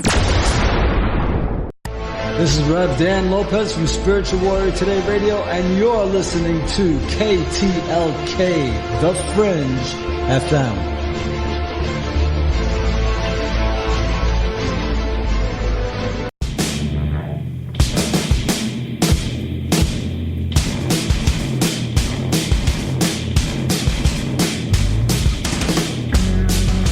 Ahoy there. Gigi here. And I'm Cortana, and we're here to take you on a journey through all things paranormal, metaphysical, ufology, and even psychedelic on our show, Shift Happens, live every Friday night from 7 to 9 Pacific. That's 9 to 11 Central, right here on The Fringe FM. And remember, don't feed the archons, feed ducks instead. Duck up.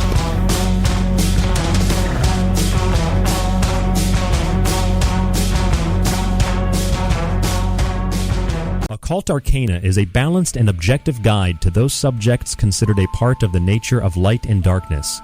Addressed in this text is a compilation of material that will provide new perspectives and awaken latent abilities that we all possess. The content herein shall provide magical sustenance for adept and novice alike, and will help strengthen the cornerstone of mystic understanding and alchemical transmutation. If you are interested in this modern grimoire, you can find detailed information and ways to order by visiting www.thesecretteachings.info.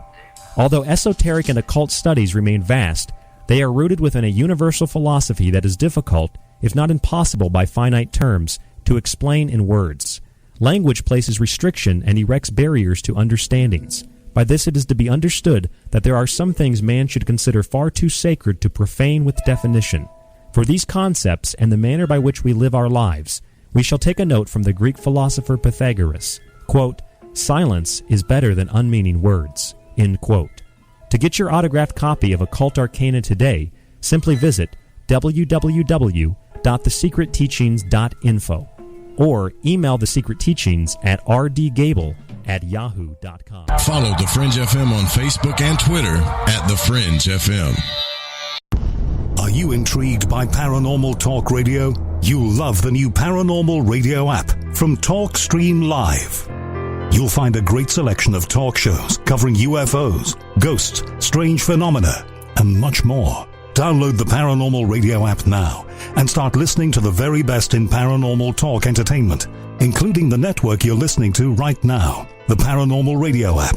Free in Google Play and the iOS App Store. So, you love talk radio? Then you'll love TalkStreamLive.com. TalkStream Live is always on, 24/7 with the best streaming talk shows. Find your favorite talkers and discover some new ones. It's free, readily available online or on mobile with any smartphone or tablet. Finding your favorite talk shows all in one place has gotten a whole lot easier. Just go to TalkStreamLive.com. Be sure to download the free apps from Google Play or the iTunes App Store. If you have hard water, the lime scale not only leaves white spots, it clogs pipes and breaks down appliances, costing you hundreds of dollars in energy and wear. Eliminate lime scale and other water issues like brown staining and bad odors with HydroCare water products available from Wave Home Solutions. Wave's affordable water systems don't use salts or chemicals. You'll love the way your water tastes, smells, and looks. Satisfaction guaranteed. For more information, go to bestwater123.com. That's bestwater123.com. Hey folks, guess what the number one phrase that Life Change Tea receives by email? You ready? We love this tea. We love this tea. Time after time, week after week, we love this tea. Life Change Tea gives you more energy. a beautiful cleansing, and fulfills its slogan perfectly. The tea that makes you go. So if you want to be on your health game, log on to getthetea.com and order Life Change Super Strength Tea. Packages come in a 1-month supply, and when you brew this stuff, wait until you see the results. Aren't we all about the results? And with a lot of people's health struggling, we can use a little bit of help. Doctors will tell you disease starts in the gut. So log on to getthetea.com. That's getthetea.com. Be our next email saying, I love this tea. I love this tea. Get the tea at getthetea.com. Helping America one tea bag at a time.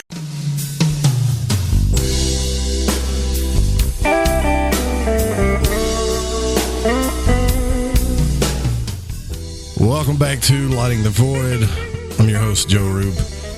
Don't forget that the Fringe FM has gotten way better in our lineup. We've got 8 hours of live broadcasting for you every night right here. After this show, The Secret Teachings is going to come on with Ryan Gable. And actually, Ryan goes on 5 nights a week doing that. And then we got new shows coming up next week with Suzanne Ross. So the station is getting better. So any support you can swing our way would be great. And you got to know that I know these, if it wasn't for you guys, we wouldn't be where we're at. So I just want to give a thank you to all you listeners and everybody that sends us messages. I do, some of you, I just be honest with you, I haven't gotten back to about some of your requests and some of your messages that you've sent me. And I want to tell you that it's not on purpose. It's just I'm doing the best I can to get back to you, but I do see them. Like I've got an email full of, I would say about 20 or 30 emails I haven't responded to yet, but I'll get to each and every one of them. But we're here with Robert Bonomo. We're talking about his documentary that he's got on YouTube, totally free to watch, The 21 Faces of God. We're talking about the arcana. Earlier we were talking about magic and the priestcraft, and I mean, Robert, if anybody understands these archetypes, I think it's the Vatican. I mean, look, you were just saying it's a magical ritual, right? The Mass and everything, you know, the incense burning, the colors, the symbols, it's beautiful, you know, the stained glass. But at the Vatican, they got a library full of stuff that we're not allowed to see. That's what bothers me a little bit. I wonder if some of the texts from the Library of Alexandria is down there, you know, like, could they be holding the keys to all these things and just really don't want us to know? That's what a lot of people think. I'm not alone on that one.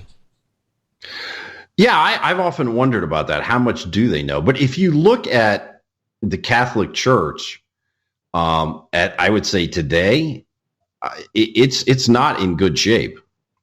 And it's very interesting. The Last Secret of Fatima. When I was a kid, you know, we always thought it was going to be the end of the world. And when they finally opened it up, you know, the Last Secret of Fatima was that the church was going to be just destroyed. It's going to destroy itself, and that's what it's doing. It's I think the Catholic Church has an enormous amount of problems right now, enormous, and they brought it upon themselves. Yeah, they got away from what it really meant to have a spiritual life, you know. Yeah, and earlier you had mentioned. You know, like, this is something Lon Malo Duquette told me on this show, that demons are really just parts of ourselves, okay? And then I talked to Gordon White, who was on this program. He said, you know what, that Lon kind of got that idea from Aleister Crowley, but these demons are not just parts of ourselves that we can deal with and don't really have to worry about. These are real terrible things that we need to be aware of. And he kind of treated them as separate beings. So it's a kind of a mixed message that I'm getting from some of my guests. Like, I understand both sides of this, you know, like how everything is really, in the end, just a part of ourselves. But maybe down here on this lower physical realm that we're at, they are pretty powerful. Do you get what I'm saying? Like, I don't understand this whole demon grimoire dichotomy thing. You know, at first I was willing to accept they were just my shadow side. But now I'm not so sure, just to be honest with you. How we experience our lives, it's all through metaphor, through archetypes. So it's the deeper you get, There's one thing that I think that's key is a lot of people think that you can finally reach some point, and at that point you'll become completely enlightened. No? Right. And that's not true. It's a door will open onto a door, onto a door, onto a door infinitely. And when you have powerful spiritual experiences, that's what you feel. And that feeling of utter connectedness and utter terror, my feeling is what we're doing is becoming conscious of ourselves and of the universe. So when Gordon says it's another entity, from this perspective, it might be.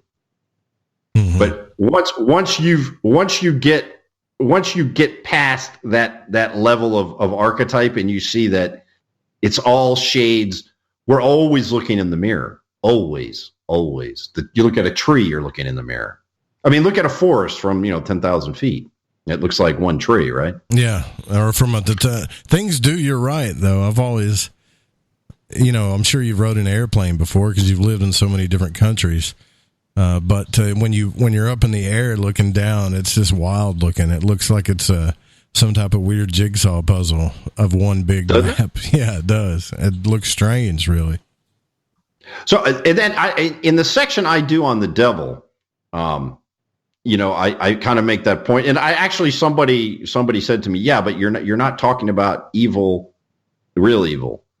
And I said, well, yeah, because, we have evil in ourselves, that pure material. That's why in almost all esoteric thought, you have the duality between the spirit and the body and the material. The material is real.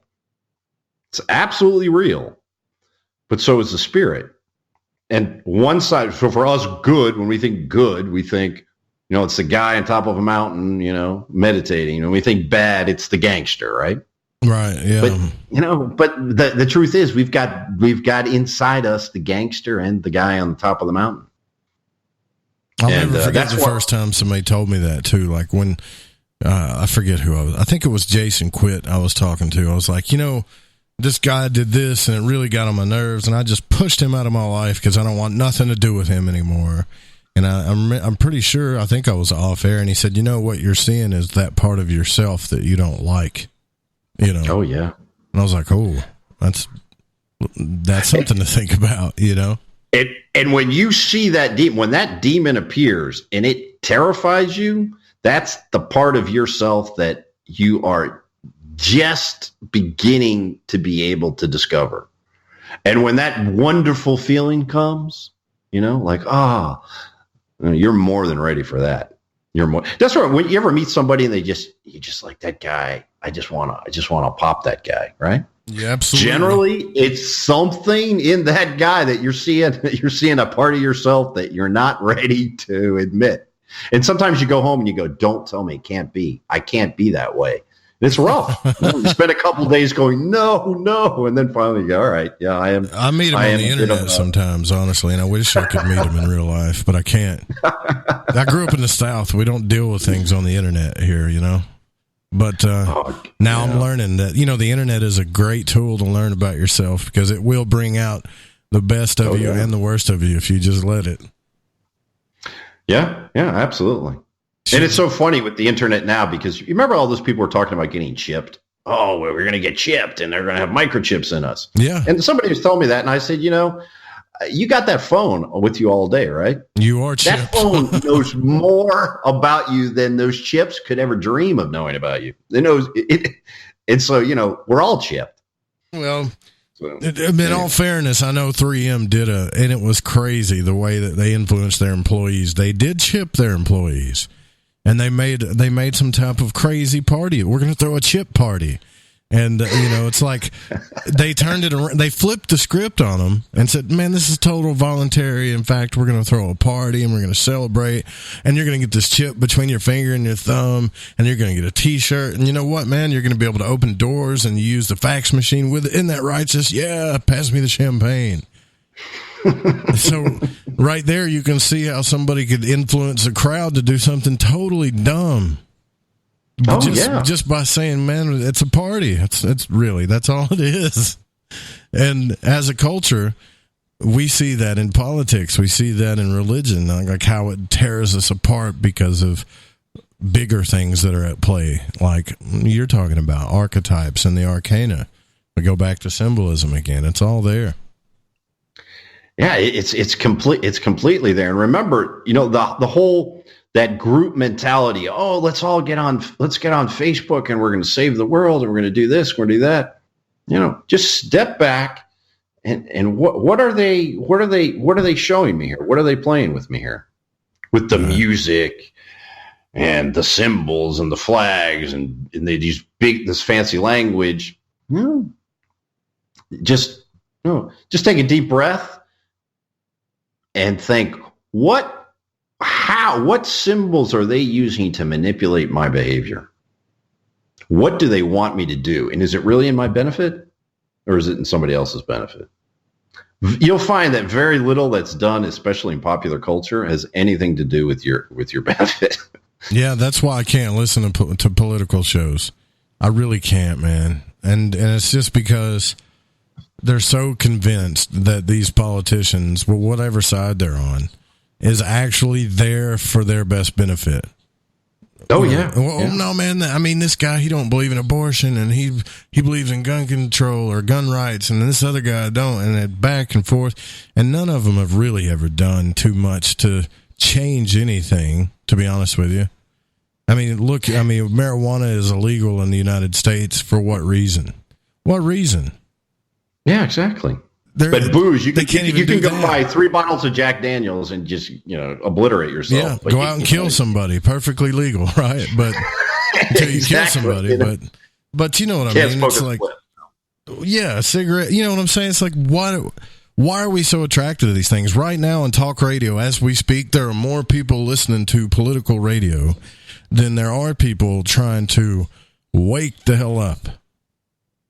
And, we all need theater. We need drama. But, like, for example, I'm a baseball fan. So I get my drama in baseball.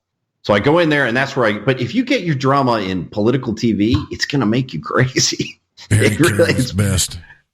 When you understand that it's just a game, and as much as I hate the Dodgers, we need the Dodgers because without the Dodgers, it's no fun. So but when you get into the political side, it can make you crazy. So I would be very careful, no matter what your politics are, step back and just take a break. And once you take that break, when you go back to it, you'll see that it's not healthy. It's really, especially now. Yeah. I had 2 of my best friends getting a fist fight over that one time. I'm talking about they beat the hell out of each other, and I had to break them.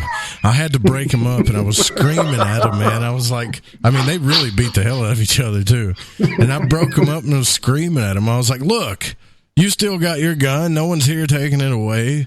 No one's forced you to do this. You on the other side, he's not shooting at you. So what the hell are you guys kicking each other's butt for? Why are you doing this? And it doesn't, it's like everybody looks down on the world from their own tower and thinks, that you got it. I have it figured out. Nobody else understands me, but I understand me and my world. And it's just crazy, and they play on that with you. They can take a small symbol and put it up on your TV screen in a movie, on a billboard, on a Coke can or wherever, and just totally manipulate you, and you don't have a clue about it. And you can see the manipulation in people's reactions.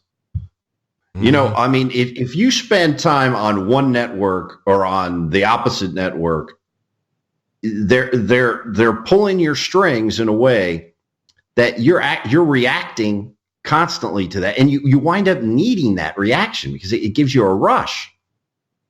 So really be careful with that, because especially at this time in our history, I'm 51. When I was a kid, you turn on the news and it was boring as hell. It was really boring. Now you turn on the news and it's like a soap opera. It's really gotten to the point where it's becoming toxic and dangerous. Just take a break. Is it the same in Europe, though? You live in Europe, right? Is it the same? Mm-hmm. Actually, I live in Spain, and last year we had that whole thing with Catalonia. They wanted to separate. It's gotten pretty crazy. And you're seeing the sort of the rise of nationalism on one side, and then you have the EU sort of left on the other. It's in like with Brexit. It was really interesting. I went back and I watched the BBC. You can watch the whole night of Brexit. And then I watched the Trump election night. It was amazing how similar it was. So yeah, it was the same. I couldn't believe it. I was like, oh my God, this is the same thing. So yeah, it's on both sides of the Atlantic. Maybe it's not as crazy. I mean, we know how to do it up. We know how to do crazy. That's for sure. See, I think there are spirits that, a lot of us think that spirits or demons or arcana are controlling us individually, but we don't realize that. I mean, if you study demons properly, you realize it's not about like them being bad people. They just have a job to do. All right. And then not only are they doing that job to you, they're doing it on mass levels, mass quantities. I mean, look at Antifa, for example, right? Right. Antifa's supposed to be anti-fascist. Isn't that what it stands for? Yet you turn on the television and you watch them sucker punch people and mace people and push them around, and I'm thinking... Well, Antifa's the perfect example. It's the perfect example of people not being able to come to terms with their shadow. I'm so good that I have to go out and get the bad guy. And that shadow in them just comes out. You see it with the anger, the authoritarianism of something like Antifa. Because those people, I bet you they are incredibly well-intentioned. But they're unable to see the dark side of themselves. Yeah, we want to blame it on all these people. We don't realize that they're just responding to what we do. That's the power. Oh yeah, exactly. And it's the same on the other side. I mean, you see that on the folks on the other side. They're absolutely 100% sure they're right, and the other guy he's evil. He's stealing. He's lazy. Yeah. What about you, Bob? No. Why are you listening? Why are you watching? No, seriously, like I've was going to get into advertising before I got out of the corporate world, and I saw that advertisers don't really influence; they just understand it, and it's the crowd that is telling the advertisers what to do. It's not the other way around. They're just helping us along. But I worked in advertising for a long time, and it's extremely powerful what we're able to do. But remember that we begin with words. We put words into your mind. Those words become thoughts. Those thoughts become desires. And those desires, eventually, a certain percent of them, those desires will come, to purchase my product or do what I want you to do or vote for who I want you to vote for. But remember, it begins with words. So that's where you have to be very careful with media nowadays, because most people do not understand. I mean, I worked for many years in online marketing. I know how powerful that data is. Right. It is very, very. I don't have a Facebook account. I don't have a Twitter account, and I don't noticed have that. Couldn't. And I have I got one of those old phones. Those old flip phones. They're called dumb phones now. Yeah, I got a dumb phone because I know how dangerous that stuff is. And I see it. When I was on Facebook, I could see myself getting angry. Yeah. Oh, my God. All right. And I was like, oh, my God, these guys are really good. Yep. So I did it to myself the other day, actually. Some guy called me a liar, and I knew I wasn't lying. I was like, well, here's the screenshots. I'm going to show everybody I'm not lying, and this guy's a jerk. And who the hell is he? He's just trying to make a name for himself by calling me out and yada, yada. How do I let a twerp like that affect me to begin with? I'll never understand, but it really was the whole aspect of what we're talking about tonight that brought the worst part of me out. Exactly. I'm guilty of it too, brother. We're all guilty of it. I do it. I've done it to myself, and I've done it to other people. There's times when I've just gone after someone. I'm like, the next day I'm like, why did I just like push his buttons? Mm-hmm. Why did I need that reaction? But that's another conversation. But it's fascinating how media has become.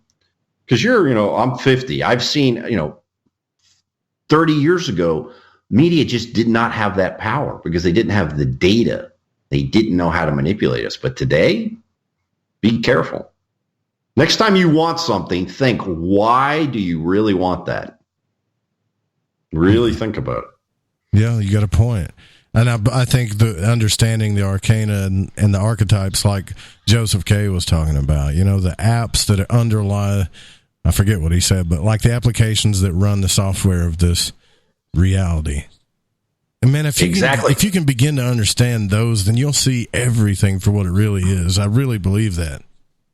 You will. And getting back to the tarot, beginning with the major arcana, you will begin to learn about the elements. You'll learn about the planets. You'll begin to learn about mythologies like the Grail myth, some of Plato's stories. It's a great way to kind of begin to fall into that rabbit hole.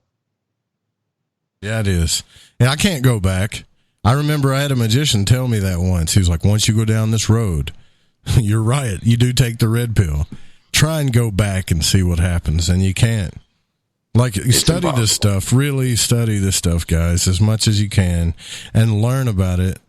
But be careful before you do this. He's right. And then try to go back and listen to a preacher, you know, talk to you about the literal version of a verse when you're sitting there going, I don't know that it really means that, you know. I can't move. And then if you say anything, then you're anti-Christian and you're like, but I'm so not. I'm more Christian, I think, than I've ever been. But also you have to learn to, because remember, we all were there once. Yeah. So you have to respect people, especially because when the farther you get, you understand that we all have so much to learn. It doesn't really, you know what I mean? We're all basically in the same boat. That's true. So it really is important to anyone who has a spiritual urge. I think it should be respected. Joseph K. says you sound a lot like Louis C.K. Oh God, help me. Louis C.K. That's funny. He goes, imagine Louis C.K. while he's talking. You do sound a lot like him. That's cool. Actually, I like it. But I do, you know, I know we're at our end here with you. I know you got things you got to do, and we're just going to do the recap in the last hour of the show, like we always do. But I really thanks for coming on. This has been great, and love to do it again. You can plan on making any more documentaries, or is this your first go around with the YouTube thing? Yeah, I'm sorry. I'm kind of getting my feet wet with this. I need to take a break. It was a 2-year project, but yeah, maybe in a year. Maybe I'll give myself 6 months, and I've got a couple ideas I'm cooking. Well, yeah, I can't wait to see it. Guys, put this on your favorites, like your playlist. Share it. Watch it first. Don't go share it just because I said so. Really watch it, and then you'll see kind of the stuff that we're talking about. Some of you already know the stuff though, but. Check it out because I learned a lot just from watching it. It's really good work, man. I'm really impressed by it. And thank you very much. Yeah, I really appreciate it. Yeah, it's great work. It kind of like I've thought about doing stuff like a documentary about astral travel, but I don't even know where to start. You know, I don't know how to even do filmmaking. But that's like, let me ask you this one last question. Mm-hmm. In movies, and because you seem to be like a good film buff, you see these archetypes and arcana a lot in movies. Do you think that the writers purposely put that stuff in there, or it's spirit that's coming through doing it without them knowing? Well, remember, these are the building blocks of actually language and number. This is how we see the world. So it's inevitable that it's going to come out because it's there. It's who we are. So a good artist, whether he's conscious of it or not, is using these archetypes constantly. Well put. Well, I got to say, Robert, thank you so much for coming on Lighting the Void.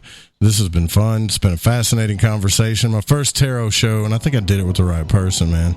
I really appreciate it. Thanks a lot for having me on. Thanks a lot. I really enjoyed it. Take care, man. You too. We'll be right, guys. We'll be back. We'll be right back, guys, with more Lighting the Void. Stick around the final hour. Be right back after these messages.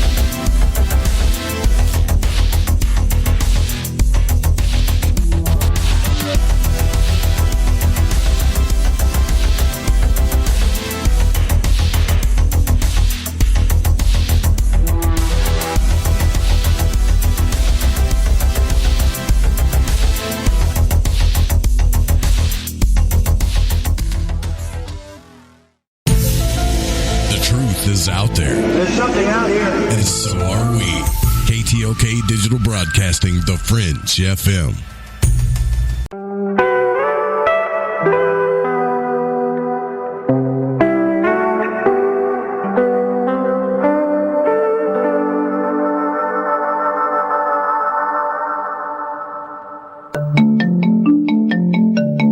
From Studio 303, it's the Stranger Than Fiction News for The Fringe FM, bringing light to the stories that surround us.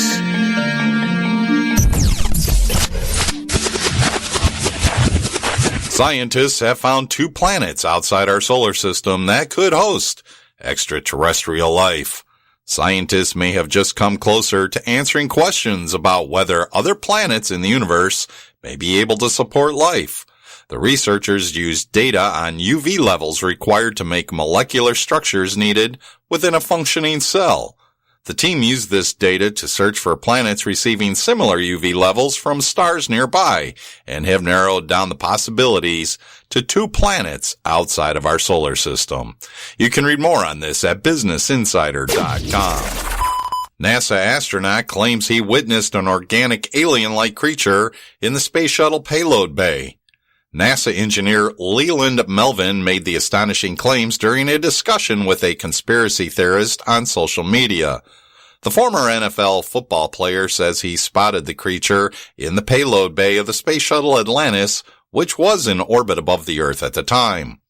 When he told NASA about the sighting, space agency experts told Melvin the most likely explanation was ice had broken off and away from the shuttle, and it was the movement of these floating shards that caught his eye. You can read more of this at the Daily Mail online. Experts warn satellites could be hacked and used as giant radio frequency weapons as researchers gather in Las Vegas, Nevada to hunt for bugs in communication systems and voting machines. Researchers at the Black Hat Conference in Las Vegas warn satellites are vulnerable, says they could be hacked to leak information or even for cyber-physical attacks. Antennas could be used as radio frequency weapons, working much like a microwave. Over at the DEF CON conference, ethical hackers are looking into exposed vulnerabilities. They're creating Voting Village to spot bugs in devices like digital poll books. This story, too, is brought to you by the Daily Mail online. And is the current heat wave behind the major spike in calls to paranormal investigators? The scorching heat wave is being blamed for causing a massive increase in paranormal activities in people's homes around the Southwest region. This according to ghost hunter Gary Parsons of the Plymouth Paranormal Investigators, who say they have received a major spike in number of calls during the past 2 months. You can read more on this at bendedreality.com. And here's this week's fun fact. There's a Disney World ride that can help you pass kidney stones. After his patients reported passing stones while riding Big Thunder Mountain, urologist David Wartinger did some research by reportedly riding the coaster with a 3D kidney model. No matter their size, the stones inside the model passed from 16% to 100% of the time, depending on their location within the kidney and where he sat on the ride. And that wraps it up for another edition of the Stranger Than Fiction News, right here on the Fringe FM. And remember, you can save a life. Don't drive and text.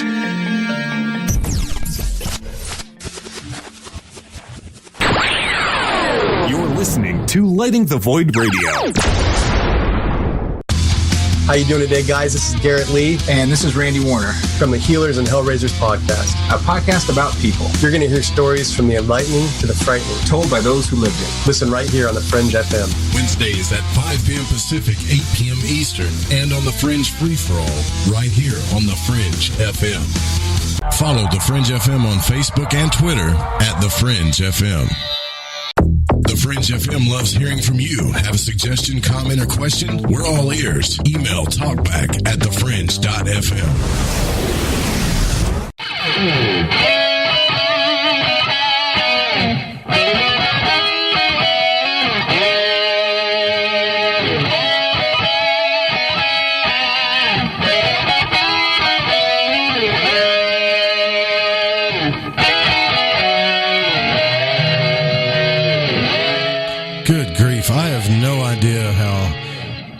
just happen to be friends with this guy, Bundy, and he's probably one of the best guitarists I've ever heard in my life. I mean, this is my bumper music, man. Doesn't this sound great, Dan? Sounds good to me. Yeah. Listen. Sorry, I just got to embellish this just for a moment.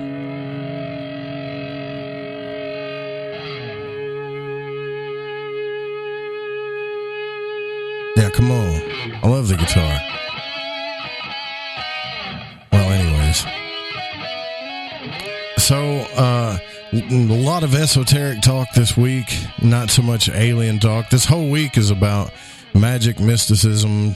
Tomorrow night we're going to have Nancy Redstar on. We're going to talk about our star origins, actually. And I don't know. It's like, I thought that at least one time a week I had to talk about aliens to keep the audience around, but it's not so true, Dan. I think people are moving more and more towards consciousness and awakening. I mean, it's obvious, when Gaia came out, everybody just went straight for that, but now they're having so many dramatic issues go on. I think that you can get plenty of information just on YouTube, honestly. You really don't have to pay $10 a month to get it. Not saying anything against Gaia, but I really am not, because I still watch some of the shows. But, I mean, it's all there, like, on YouTube. Robert made a fantastic documentary on YouTube that is Gaia worthy, if you ask me. And I'm sure some of you watched a little bit of it while we were talking. But, yeah, by the way, the Reverend Dan Lopez, my brother in arms, is here with me from Spiritual Warrior Today Radio. Boy, did you got a hell of some backlash from a couple of listeners just by reporting about certain mystery schools. I noticed that. I felt so, I was kind of laughing and chuckled a little bit because I said, Dan, let's do some bits. You want to do some radio bits? He said, sure. What do you want to do? I said, how about you come on the show and you just send me some bits that talk about whatever you want to talk about. And he's like, like what? Well, whatever. So Dan sends me these bits about conspiracies and mystery schools, and he's not taking a side. He's just reporting the information. And sure enough, you had people going, why are we talking about theosophy? Are you preaching theosophy? What's this about? And I was like, holy hell. You just started. Is that why you don't want to do it anymore? Did you quit on me, Dan? Because I'm telling you, I loved it. Spiritual Warrior Today Radio is one of my favorite things. Well, I didn't want to turn people off. I was like, there was just, I can't remember which one it was, but it was getting pretty heavy into, it was quoting a lot of stuff out of some religious text, and somebody thought it was a sermon. And I was like, I'm just reading out of Wikipedia, dude. It's just the freaking summation, yeah. I'm not like, So I was like, yeah, all right, I'll back off for a while, and then freaking health started kicking in again, and so I did back off just for a little bit. The editing, I don't mind the editing. It was actually just being able to sit down and get through a decent reading. Because when you're trying to breathe and read out loud, it doesn't always work out that well. Well, I found some people are just haters, They just want to hate on everything you do.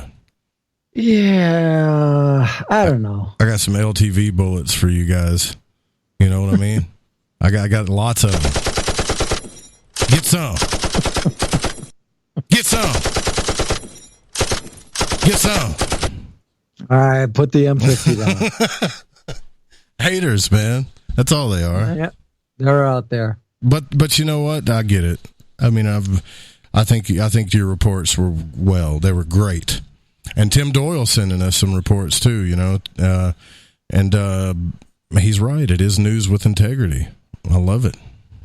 I caught that. It was nice. You did a good job. He's kind of a little bit.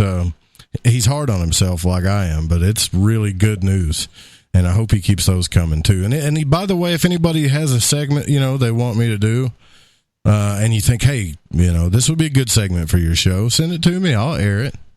Absolutely. I'm open. Absolutely. It's not Keep like the suggestions coming. Yeah, I'm open. It's not like I have a set way that I'm under some type of big production company where I have to do certain things. Like you can send me a reading about your dream or whatever. I'll add a I'll add a little audio effects to it, whatever. We're wide open here. I mean, this whole show is where it's at. It became like a C level show to a B-, all because of you. So I'm all for you. I'm all for the thing that you do. That thing you do. What is that thing you do? I don't know. But I do want to know, like, I'm confused about these demons, Dan. I'm getting mixed messages about demons. Now, I want to know, are they aspects of myself, or are they something separate? And I think I understand what Robert was talking about. Depends. It depends. It depends on how you look at it. It was like we were talking about perspective yesterday from the 30,000 feet. If you want to take it from the view of if you're having faith and everything like that, that you understand your higher power and the creator of the universe and the creator of all, and how it's not always the same. Well, the creator of all, if you look at it as the creator of all, then you can say that the demons are a part of yourself. They are an aspect of yourself. If you look at it from the ground level, you can see that they're just, if you're dealing with just your aspects down here on the ground, then the higher plane aspects are not a part of you. Okay, there is a separate part of you. It's like a part of, but separate. Have you seen the pictures of these things, though? Some of them look really, like in these old grimoires, they got like the head of a human, but legs of an octopus or something. And absolutely. What the hell is that? That's one of the elder gods, right? That's, who did that? I don't know. I'm just using it as an example because once Cthulhu. I started, yeah. Once I started looking at the grimoires, this is this name of a demon, and it's got the head of a. I'm just making this up, by the way. It's got the head of a chicken and the legs of a reptile, and it, and you're like, whoa. And people have reported of actually seeing these things, not just one person, but many people. I'm like, well, is this really a part of me? Mm-hmm.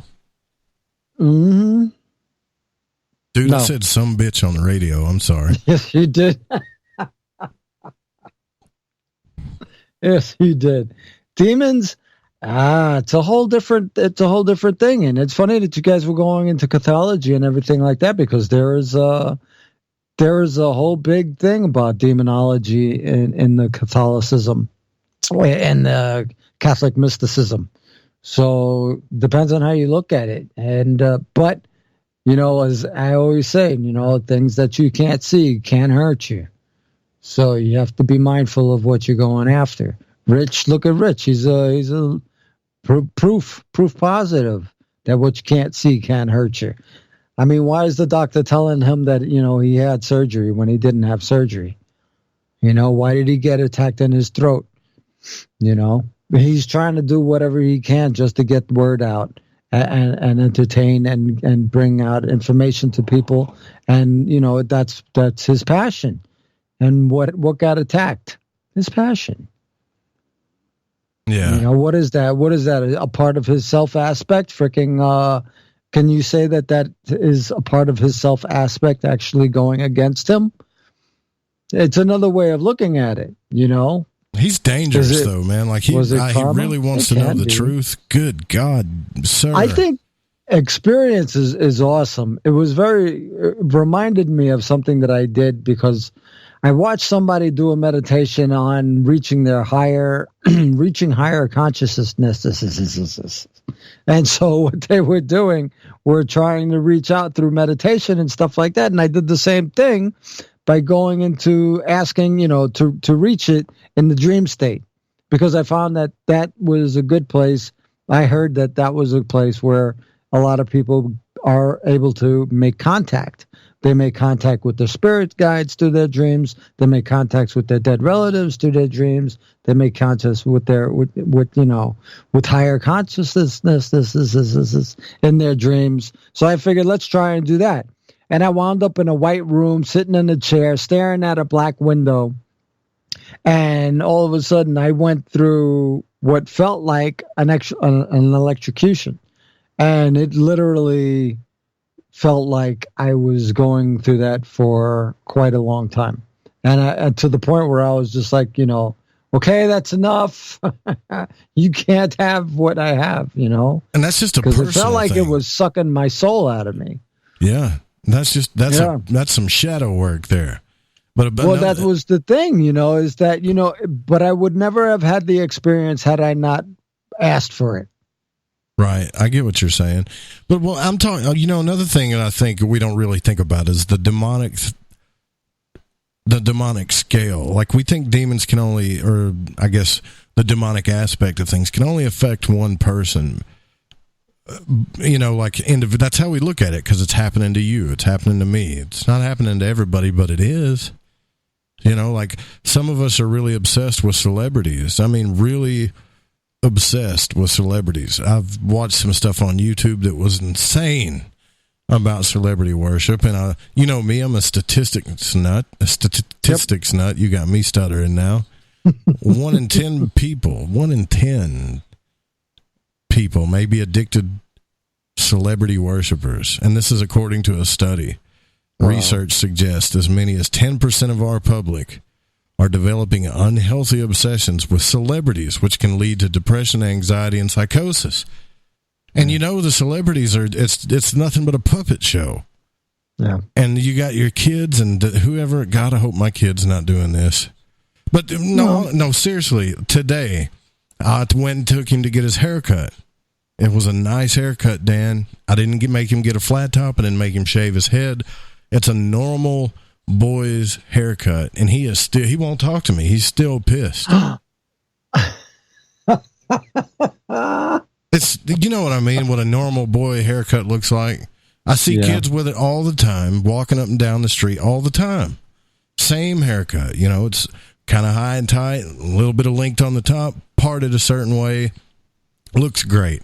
He's so typical pissed. Norman Rockwell. Yeah, he's so pissed. I'm like, dude, some of your best friend. I said, dude again. Dude and some bitches got to go on this show, and it will. But, you know, some of your friends have this haircut. Right. And I'm trying to figure out why he's so obsessed with having this long hair on his head that looks like some of these people that I see him watching on YouTube. Because he's got this image in his mind of what he's supposed to look like. Not saying that, you know, I want him to look a certain way, but the haircut to me was just, dude, you haven't had it. Ooh. You know what you need? You need a tip jar. You haven't had a haircut. You haven't had a haircut in forever, so I just wanted him to get a haircut. That's it. And all day long, I was trying to ask him, why are you mad at me? You just got home. What's the big deal? It looks great. It makes my head look big, and I liked my hair long. I'm like, did you see what your head looked like when you had all that hair? It was twice the size, you know? But when I get on YouTube, I'm seeing these kids like Ninja and what's that other guy's name? PewDiePie, and all these people that have millions of YouTube followers. They have a certain image and certain look, and that's what he's going for. So it's almost like I cut his soul in half by giving him a decent looking haircut. And I think that has to do with worship. Worshiping an image, which to me is demonic. Oh, I'm starting to sound like my father now. Isn't that a trip? I sound like my father. It happens to the best of us. That which we hoped we would not become, we are now. And it sneaks up on us, and before we know it, it's demonic. It's Pokemon. It's very hard. Well, you know, we grew up in a whole different time, man. We grew up with a whole different set of morals and ethics, and it just doesn't match what's going on today. But you know, it's just like you guys were saying earlier. You can't go back. We can't go back. There's just a point that you have to, you know, I'm not going to say, you know, join the crowd, but you have to be accepting of what other people's are going through, because that's their time. This is their time. You know, this is the whole. When I get a haircut, Dan, it's not because I want to look pretty. It's because my hair is so long I can't stand it anymore. I'm wearing a hat right now. I mean, you were a model. Who are you talking about? And that was in my early 20s when I thought I was special. Well, you wanted to be pretty, right? I was pretty. I was a beautiful man. As a matter of fact, that changes? As a matter of fact, right now, as it stands, even though I'm chubby, there's not too many people in this world that can be as chubby as me and still look this good. You know what I did one time? I felt so self-conscious. I actually walked into a meeting, and I was so confused, and I was asking people if vanity was a sin, because I had caught myself looking at the storefront windows, and as I'm walking by, I'm going to check my hair, and I'm like, is there something wrong with that? I'm not sure, because I tend to do that a lot. It does make me wonder, like, how big I can get before my hair doesn't matter anymore. It's kind of like you get to where you're 450 pounds and you walk out of like a bar or something, and somebody be like, geez, you see how big that guy was? Yeah, but nobody's going to be like, yeah, but man, he had great hair, I'm not Sam Elliott, that's for sure. But the thing is like, Joseph has got a point. The best parents limit their kids' exposure to the dominant culture, because in America, we don't have a culture, we have marketing, and that is so true. We've got kids that are millionaires on YouTube. It's ridiculous, man. They make $250,000. Some of them are making $250,000 a week in a month. And I don't know all that. Yes, sir. I don't know about all that. I promise you, it's happening. You can go to what is that?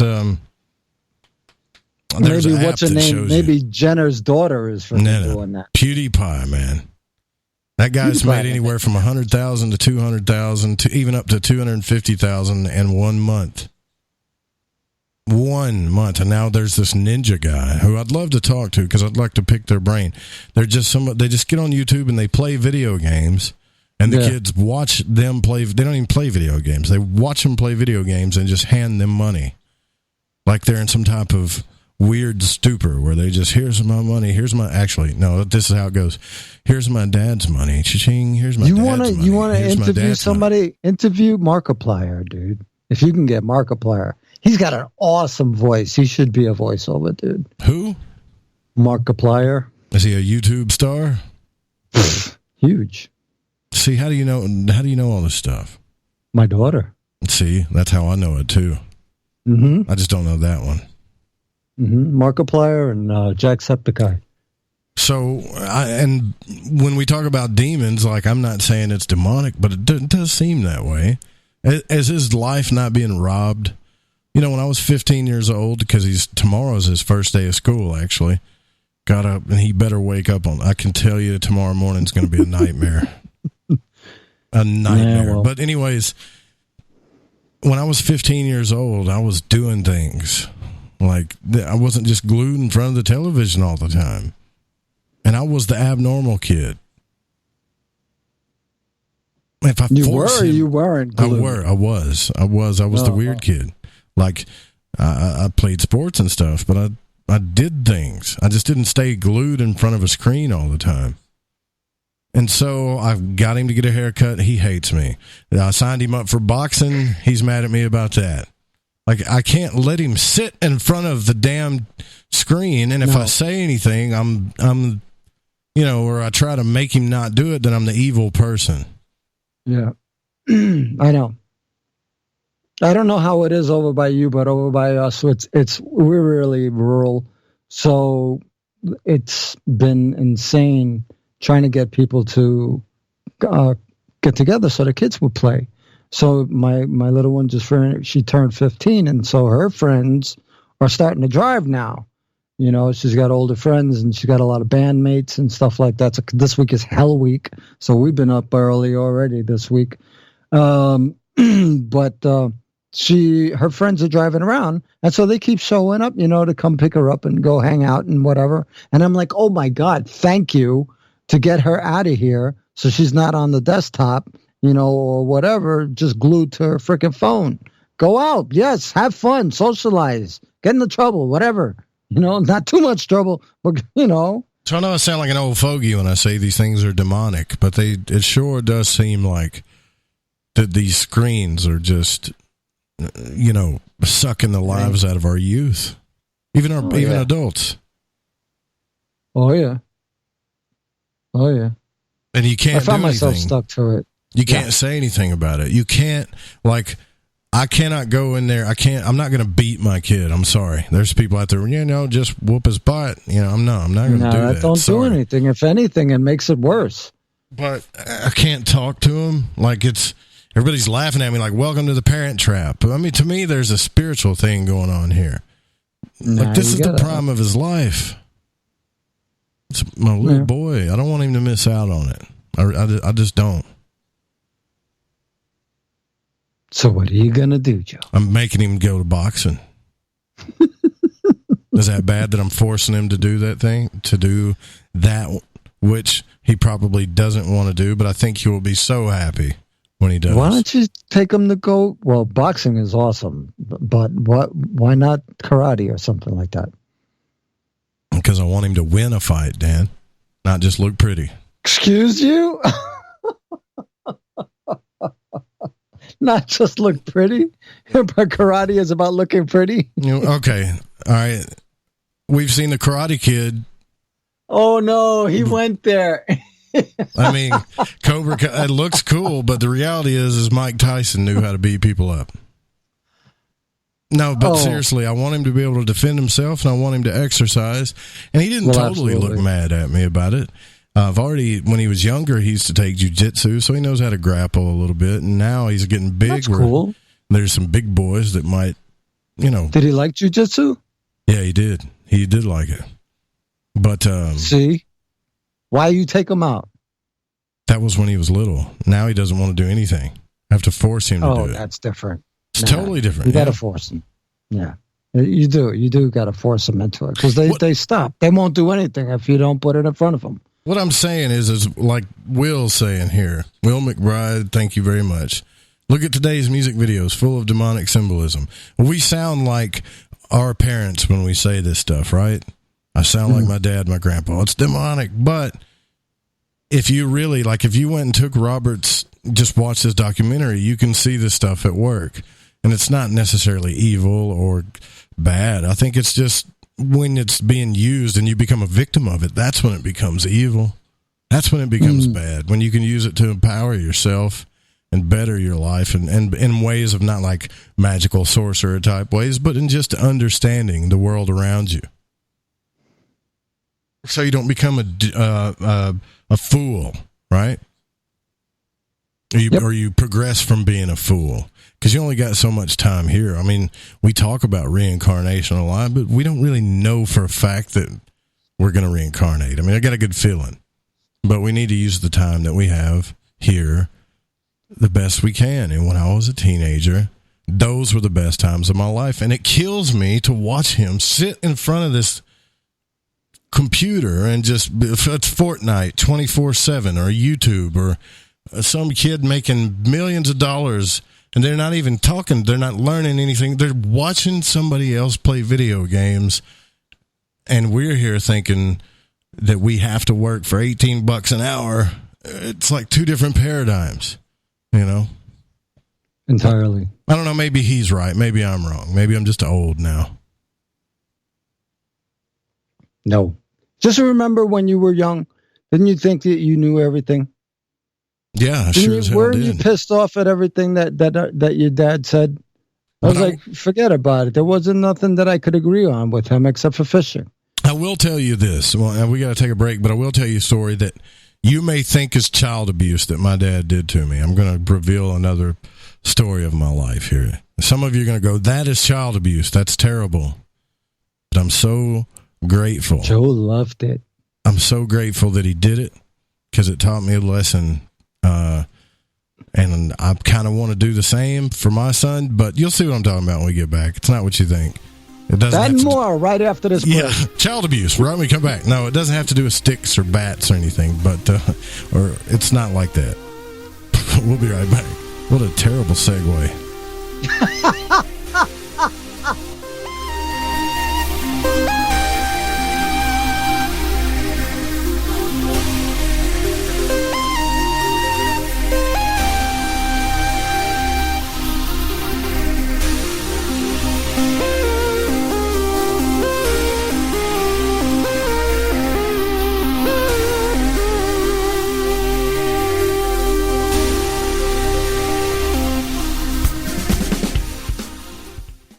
is Cortana from Shift Happens, telling you to pour a glass and park your ass, because you're listening to KTLK, The Fringe FM. Shithead. You're listening to Lighting the Void Radio. Hey, Fringe FM listeners. Did you know that when you're on the road with limited data or no Wi-Fi available, you can still listen to every minute of the Fringe FM by calling 701-719-3971. No smartphone app or internet needed. Saves your data plan and no extra cost if you have unlimited minutes. Call 701-719-3971. That's 701-719-3971. Listen to the Fringe FM on any phone, anytime, anywhere. Rich Giordano here from the Paranormal Code. I'm now live Monday through Thursday at 10 p.m. Eastern, 7 Pacific on The Fringe FM. See you there. Want to know what's on The Fringe FM? Check out our schedule at thefringe.fm.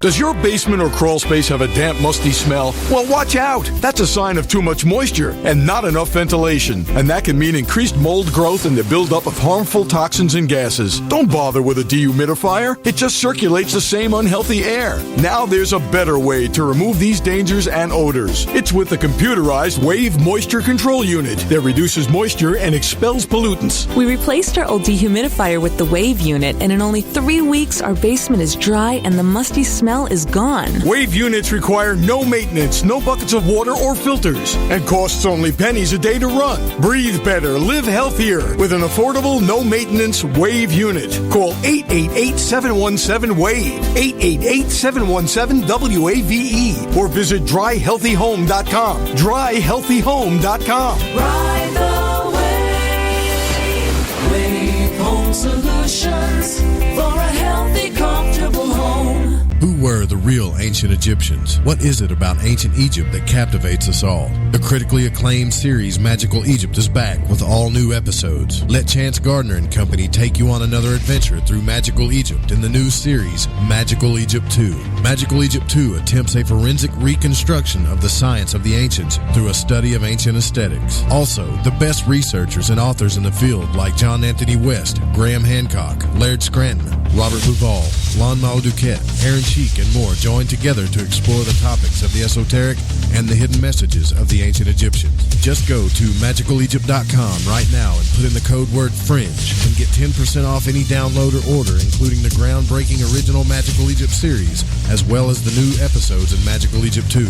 Also, check out the great work and the companion series at magicalegypt.com. Click the banner on the Fringe FM or go to magicalegypt.com and use the code word FRINGE and get 10% off your order today while it lasts. Lighting the Void is proud to announce Mind and Magic's Protection and Defense course for protection from magical and psychic attacks. This is not a joke. Magic practitioners are on the rise, and with that comes attacks from baneful or black magicians that try to harm or hurt others for their own selfish reasons. If you are not a believer in psychic attacks, then this isn't for you. If you are, and you want the power to defend yourself and your family and home, then I highly suggest you grab Frater Xavier's Protection and Defense course. In this course, you will learn how to tell if you are under attack from a natural source or if an individual is attacking you. The 4 forms of curses and attacks. How to remove self-imposed curses. The correct way to cleanse your home from negativity or malevolent entities. How to make your own holy water. What you should always keep near or under your bed. Herbs that banish negativity and promote purity. The most powerful banishing rituals on the planet. And for those that seem to want to harm you the most, how to put your enemies in a hell pit of their own making. You can also learn protection against shadow people and other entities. Or are you just in a bad planetary alignment? Even how to get rid of an enemy using a tic-tac box. It does not matter what your faith or belief is, this will work. Click the banner on the website at lightingthevoid.com or go to lightingthevoid.com/Xavier. Are you intrigued by Paranormal Talk Radio? You'll love the new Paranormal Radio app from TalkStream Live. You'll find a great selection of talk shows covering UFOs, ghosts, strange phenomena, and much more. Download the Paranormal Radio app now and start listening to the very best in paranormal talk entertainment, including the network you're listening to right now. The Paranormal Radio app, free in Google Play and the iOS App Store.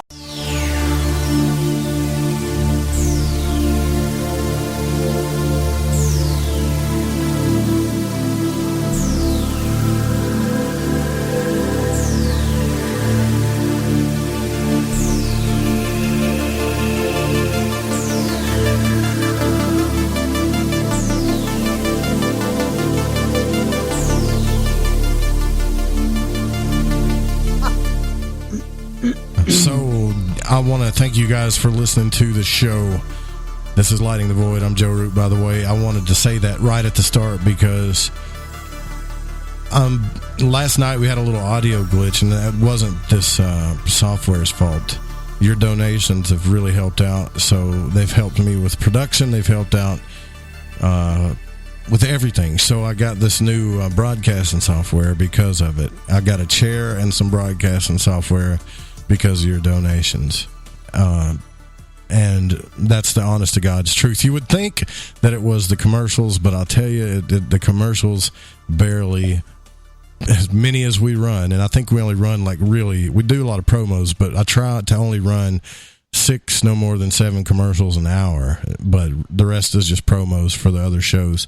But they really don't do as much as you think they do. It's not like I'm getting paid thousands of dollars. The donations have helped. We are listener supported. Yeah, we definitely are listener supported, and no offense to the I guess you could say sponsors or advertisers, because I appreciate them too. But you guys have done way more for this station and this show and this network than anybody.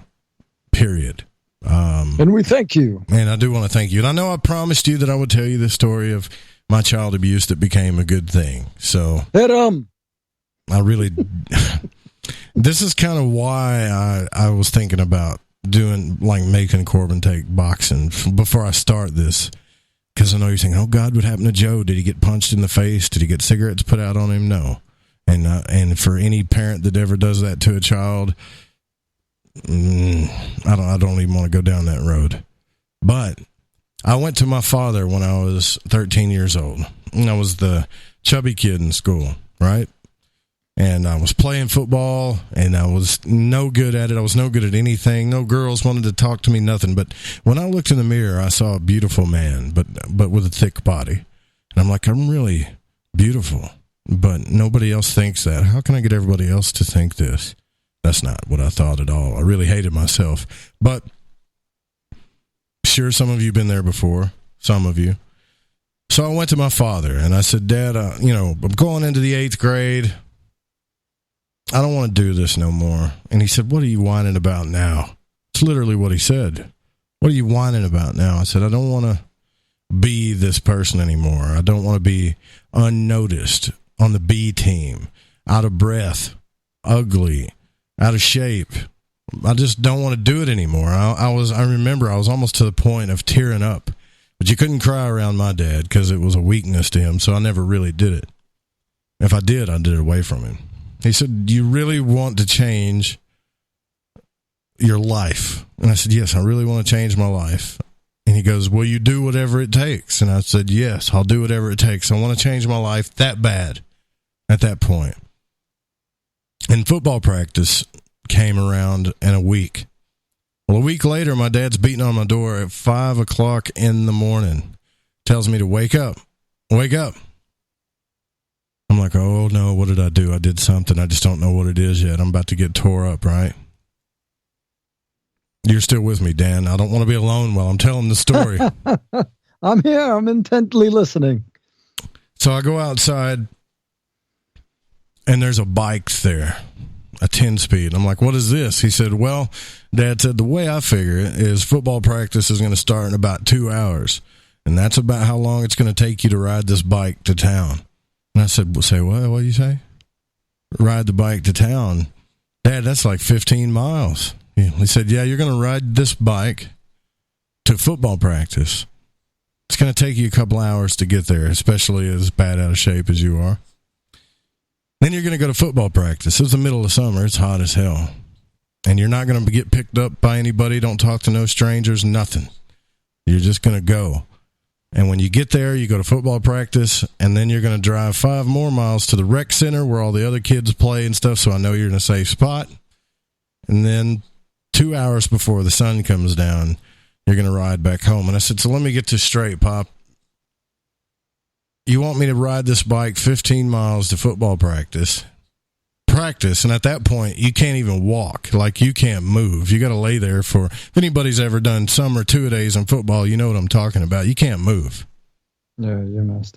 And I'm going to ride to the rec center and swim and play basketball and stuff and ride this bike back home. I'm going to die. Please, Dad, don't make me do this. It's going to literally kill me. Do you want your son to die?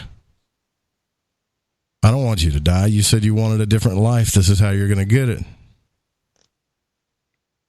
And the first week I did it, it felt like hell, Dan. I bet.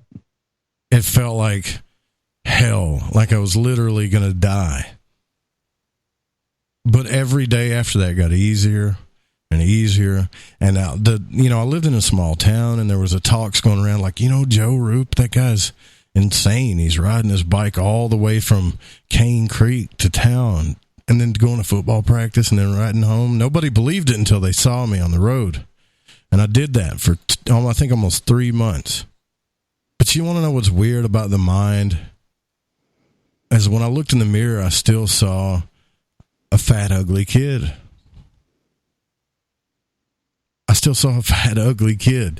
When I went back to school, every girl that I ever thought about wanting to talk to or date was all over me. They were all over me. I became a team leader that year for the first year of my life. I wasn't this kid on the second stream. I was leading stretches for the football team. You know how they line you up and they pick the team leaders, captains, or whatever. Right. I was wearing the clothes I wanted to wear. It was a totally different life. My dad gave me a totally different life. But he showed me what it took to get there. Mm-hmm. Do you think that's child abuse? Because that's what some people would say. Well, that's just child abuse. You're going to die out. Yeah, it was hot and exhausting. But he showed me that if I wanted to get something and be somebody, I had to do more than what everybody else was doing. Not just what they're doing or a little bit more, a lot more. I'll never forget that, Dan. Ever. I'm so glad he showed me that. So now I got this kid sitting in front of the TV who's not like I was. Like he's a good looking boy. He's not big, fat, and ugly like I was. He's actually okay, but I'm afraid that he's going to turn into a zombie. And I feel like I've got to do the dad thing and step in. So do the dad thing. It's called make tough him go love. boxing, right? That's what I should do. It's called tough love, Joe. It's, you got to do it. You got to do what you got to do. What you feel is right for your kid. I'll never forget riding on that road and my dad passing me up on the highway on his way to town and just honking at me and waving. Oh, I wanted to kill him. Because see you tonight. So what the highway that goes there, it's super hilly, right? I mean, hills up and down, when a diesel truck would come over the hill, you'd get that headwind and it would blow you. Mm-hmm. I mean, you couldn't even pedal. It was so bad. And I was just like, please, somebody. And I saw my dad coming and I thought, oh, there's Dad. He's going to pick me up because he feels sorry for me. Little wave. Genevieve says, so what did your dad teach you? I just told you what he taught just me. Told you.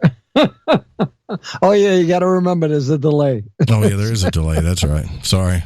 But yeah, sorry, Jeannie. Yeah, my bad. I thought that I want my son to have that same kind of toughness because one day I'm not going to be here. Exactly. I don't want him to hate me either because I hated my dad when I was a kid, boy. God. I mean, I can remember times walking around behind the house going, I wish you'd just get hit by a fucking truck. And you know what I mean? Like, I hate this some bitch. I think most kids go through that at some point or another. And I think it's happening even more and more, the more that this phone generation and these people who are raising their kids with the phones, I'm seeing it more and more. The people are just basically just throwing a damn iPad in front of the kid and they're on the phone and the kid wants some attention from the parents and the parents are like, just play with your damn phone. Don't bother me. And I can understand how the kids would be like, what? So, I'll never forget it, man. I'm telling you, like, it's one thing when you watch Rocky, right, and you think, yeah, look what Rocky's doing.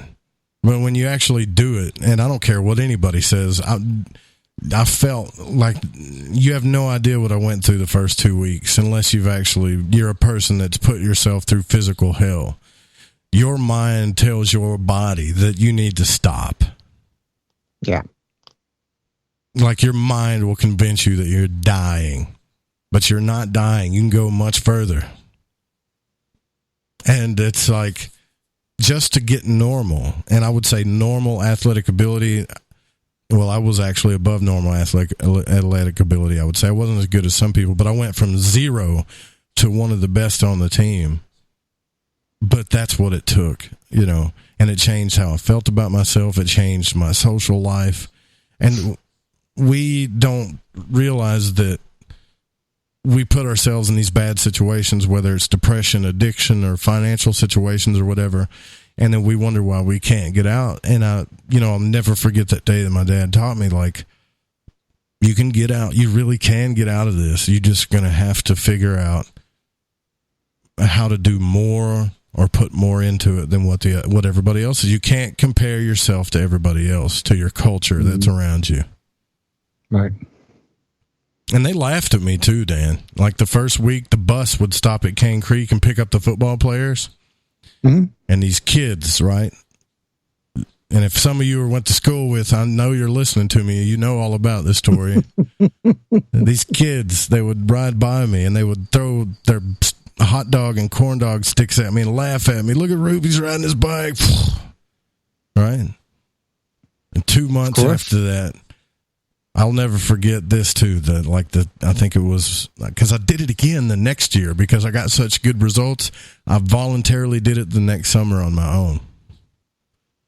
And when the bus would pass me at the end of the summer, they would all stick their hands out and raise their fist up like get it, Roop. Like they were inspired then instead of making fun of me. Because they seen the transformation, what happened. Mm-hmm. I'm too big of a wuss to do that kind of stuff now, but I remember that back then, my dad had to force me to do it, to show me. And I think that's what some of us need to do to our kids. We feel like they're under some spell or whatever, like, YouTube and the screen, and you don't want to piss them off. You don't want your kids hating you or resenting you. But it's a spiritual battle too. You're going to have to, for sure, you're going to have to force them to do things that they may hate you for now, but in the end, they're going to be glad that you did it. Yep. I would tend to disagree that you're a wuss about doing it now, because it's that kind of drive that's keeping the station going and everything like that, because you're not stop.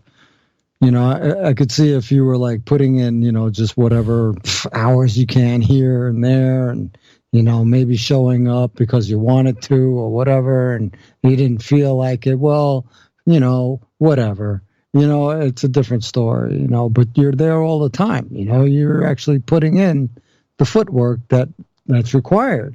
And corn then dog some. Sticks. Yeah. They did throw corn dog sticks. You're right, Dan. I'll tell you what I'm going to do tomorrow. Not to brag or talk about, but tomorrow I'm going to wake up and I've got to cut probably about 6 commercials.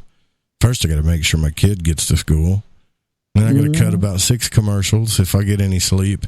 Go on another podcast as a guest, produce Suzanne's show. Then I got only like 2 hours to prepare for the show that I have to do. And then deal with all the emails, the websites, the drama. This happens every day, but I think I can do it. I know I can do it.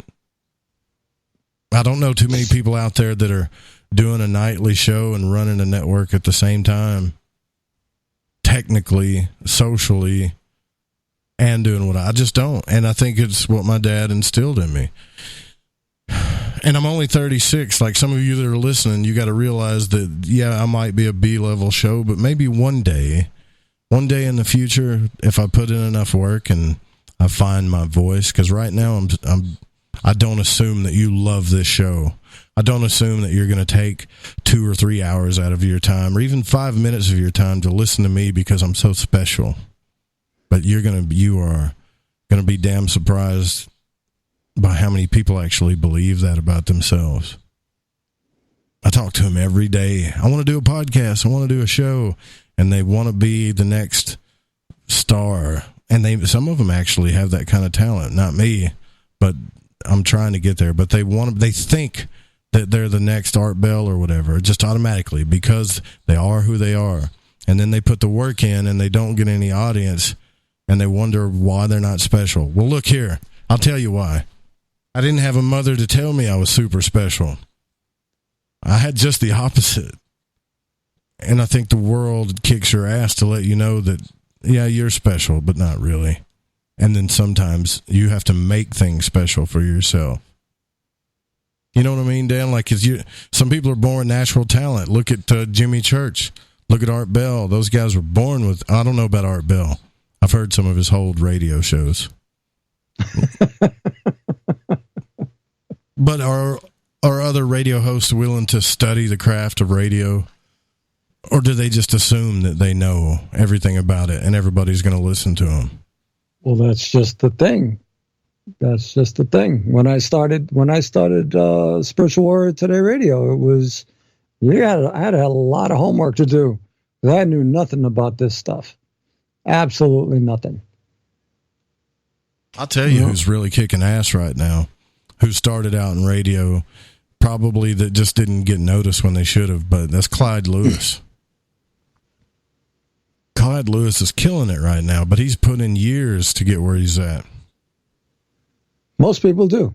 Most overnight success takes about 15 years. Yeah, overnight 15-year success. Yeah, that's right. But if you listen to most of the success stories that are out there, they all say took forever. There's very few people who have come on and within a year or two, very few, maybe one or two YouTubers I know everybody just fell in love who came on and right away they fell in. And before you knew it, they were like, 2 years, they blew up, you know. But that being said, they also had something going on the side because they knew that what they were actually getting their fame and fortune from was fleeting, and it could change at any moment. And when this adpocalypse on YouTube freaking began, they saw that point blank. Yeah. Well, the reason why I bring it up is because I get at least 2 or 3 messages every week about, man, you've inspired me. I want to do my own podcast, because you're just a normal dude who's being your normal self. And, you know, I say, go for it. I tell everybody, go for it. Right. But if you really do want to go for it, then go for it. Like, don't just do a recording and expect, and expect to do there's something. Exactly. There's somebody out there for everybody. And, and then there's a few people for some people, that's why you get a lot of these people, they're bouncing around from one show to another, during the lulls or whatever, or during the breaks, or during, the lulls and the chats and whatever, because I'll watch them, because they like every other, they like other people, it's just like anything else. It's like, just because you go and you put out some music doesn't mean that people aren't listening to other music. Yeah, well, that's what I wish a lot of people would realize, and I'm far from it. I have a 10-year plan. So some of you listening now, and if you actually do like this show, I'm hoping that, give me 10 years and see where I'm at then, because I'm far from where I want this show to be, as far as what it sounds like and what my voice is. But I don't even know what the hell I even started talking about this, to be honest with you. Oh, because of your father. Yeah, that's it. Because of my dad. We were talking about demons and archetypes and stuff, and sometimes it takes a little tough love to show you the reality of things, how to get results. Exactly. But I hope nobody tomorrow, if you're severely out of shape and you're 350 pounds, please don't get on a bicycle and start driving 20 miles. Not the first day. No, I was a kid when I did this. If I did it now, I'd probably end up in the emergency room or something. But I was a kid when I did it, and we got to put that back into our children, because we're in a spiritual battle, folks, especially with if you got kids, there's something going on in our media that's on the front of these screens, and I don't want to sound like the old grandpa that says it's all demonic, because I don't really believe that. I mean, I'm a film buff. I believe in the media. I'm a part of it, and I love it. But there's some type of weird addiction that's going on that's bigger than what it used to be that I'm afraid of. Some type of, well, could you call it a demon, Dan? Because it sure it's like some type of actually, no. I was watching a couple of documentations not too long ago about Facebook and Twitter and all of that stuff, and one of the quotes was, "We're hacking human psychology," and that's basically what they're doing.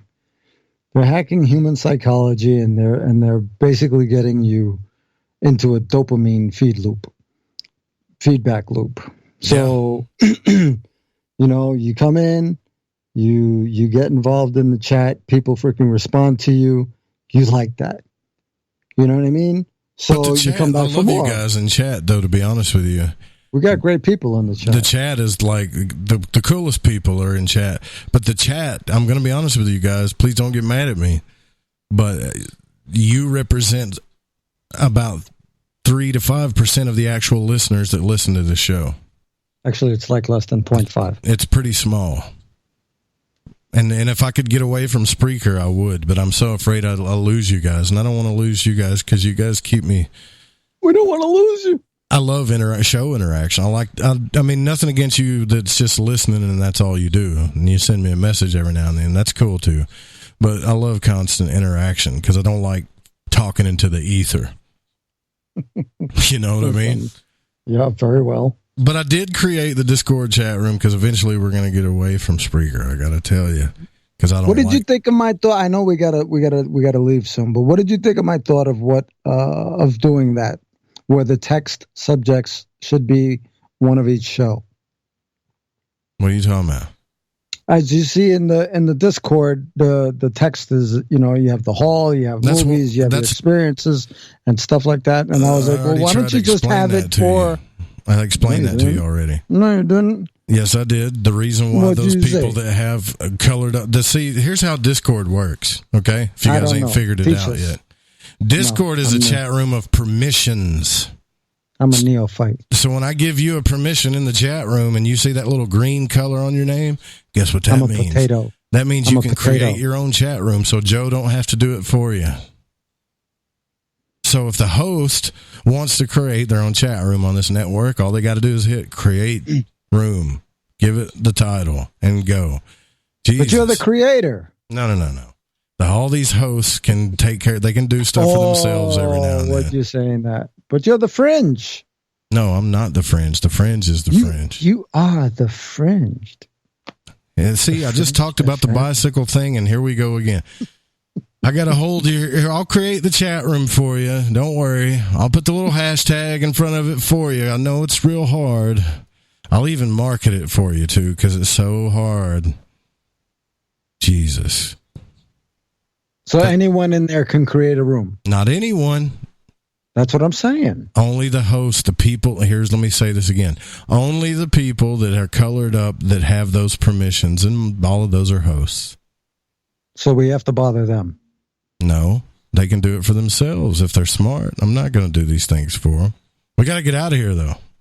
We do. We got to get out of here.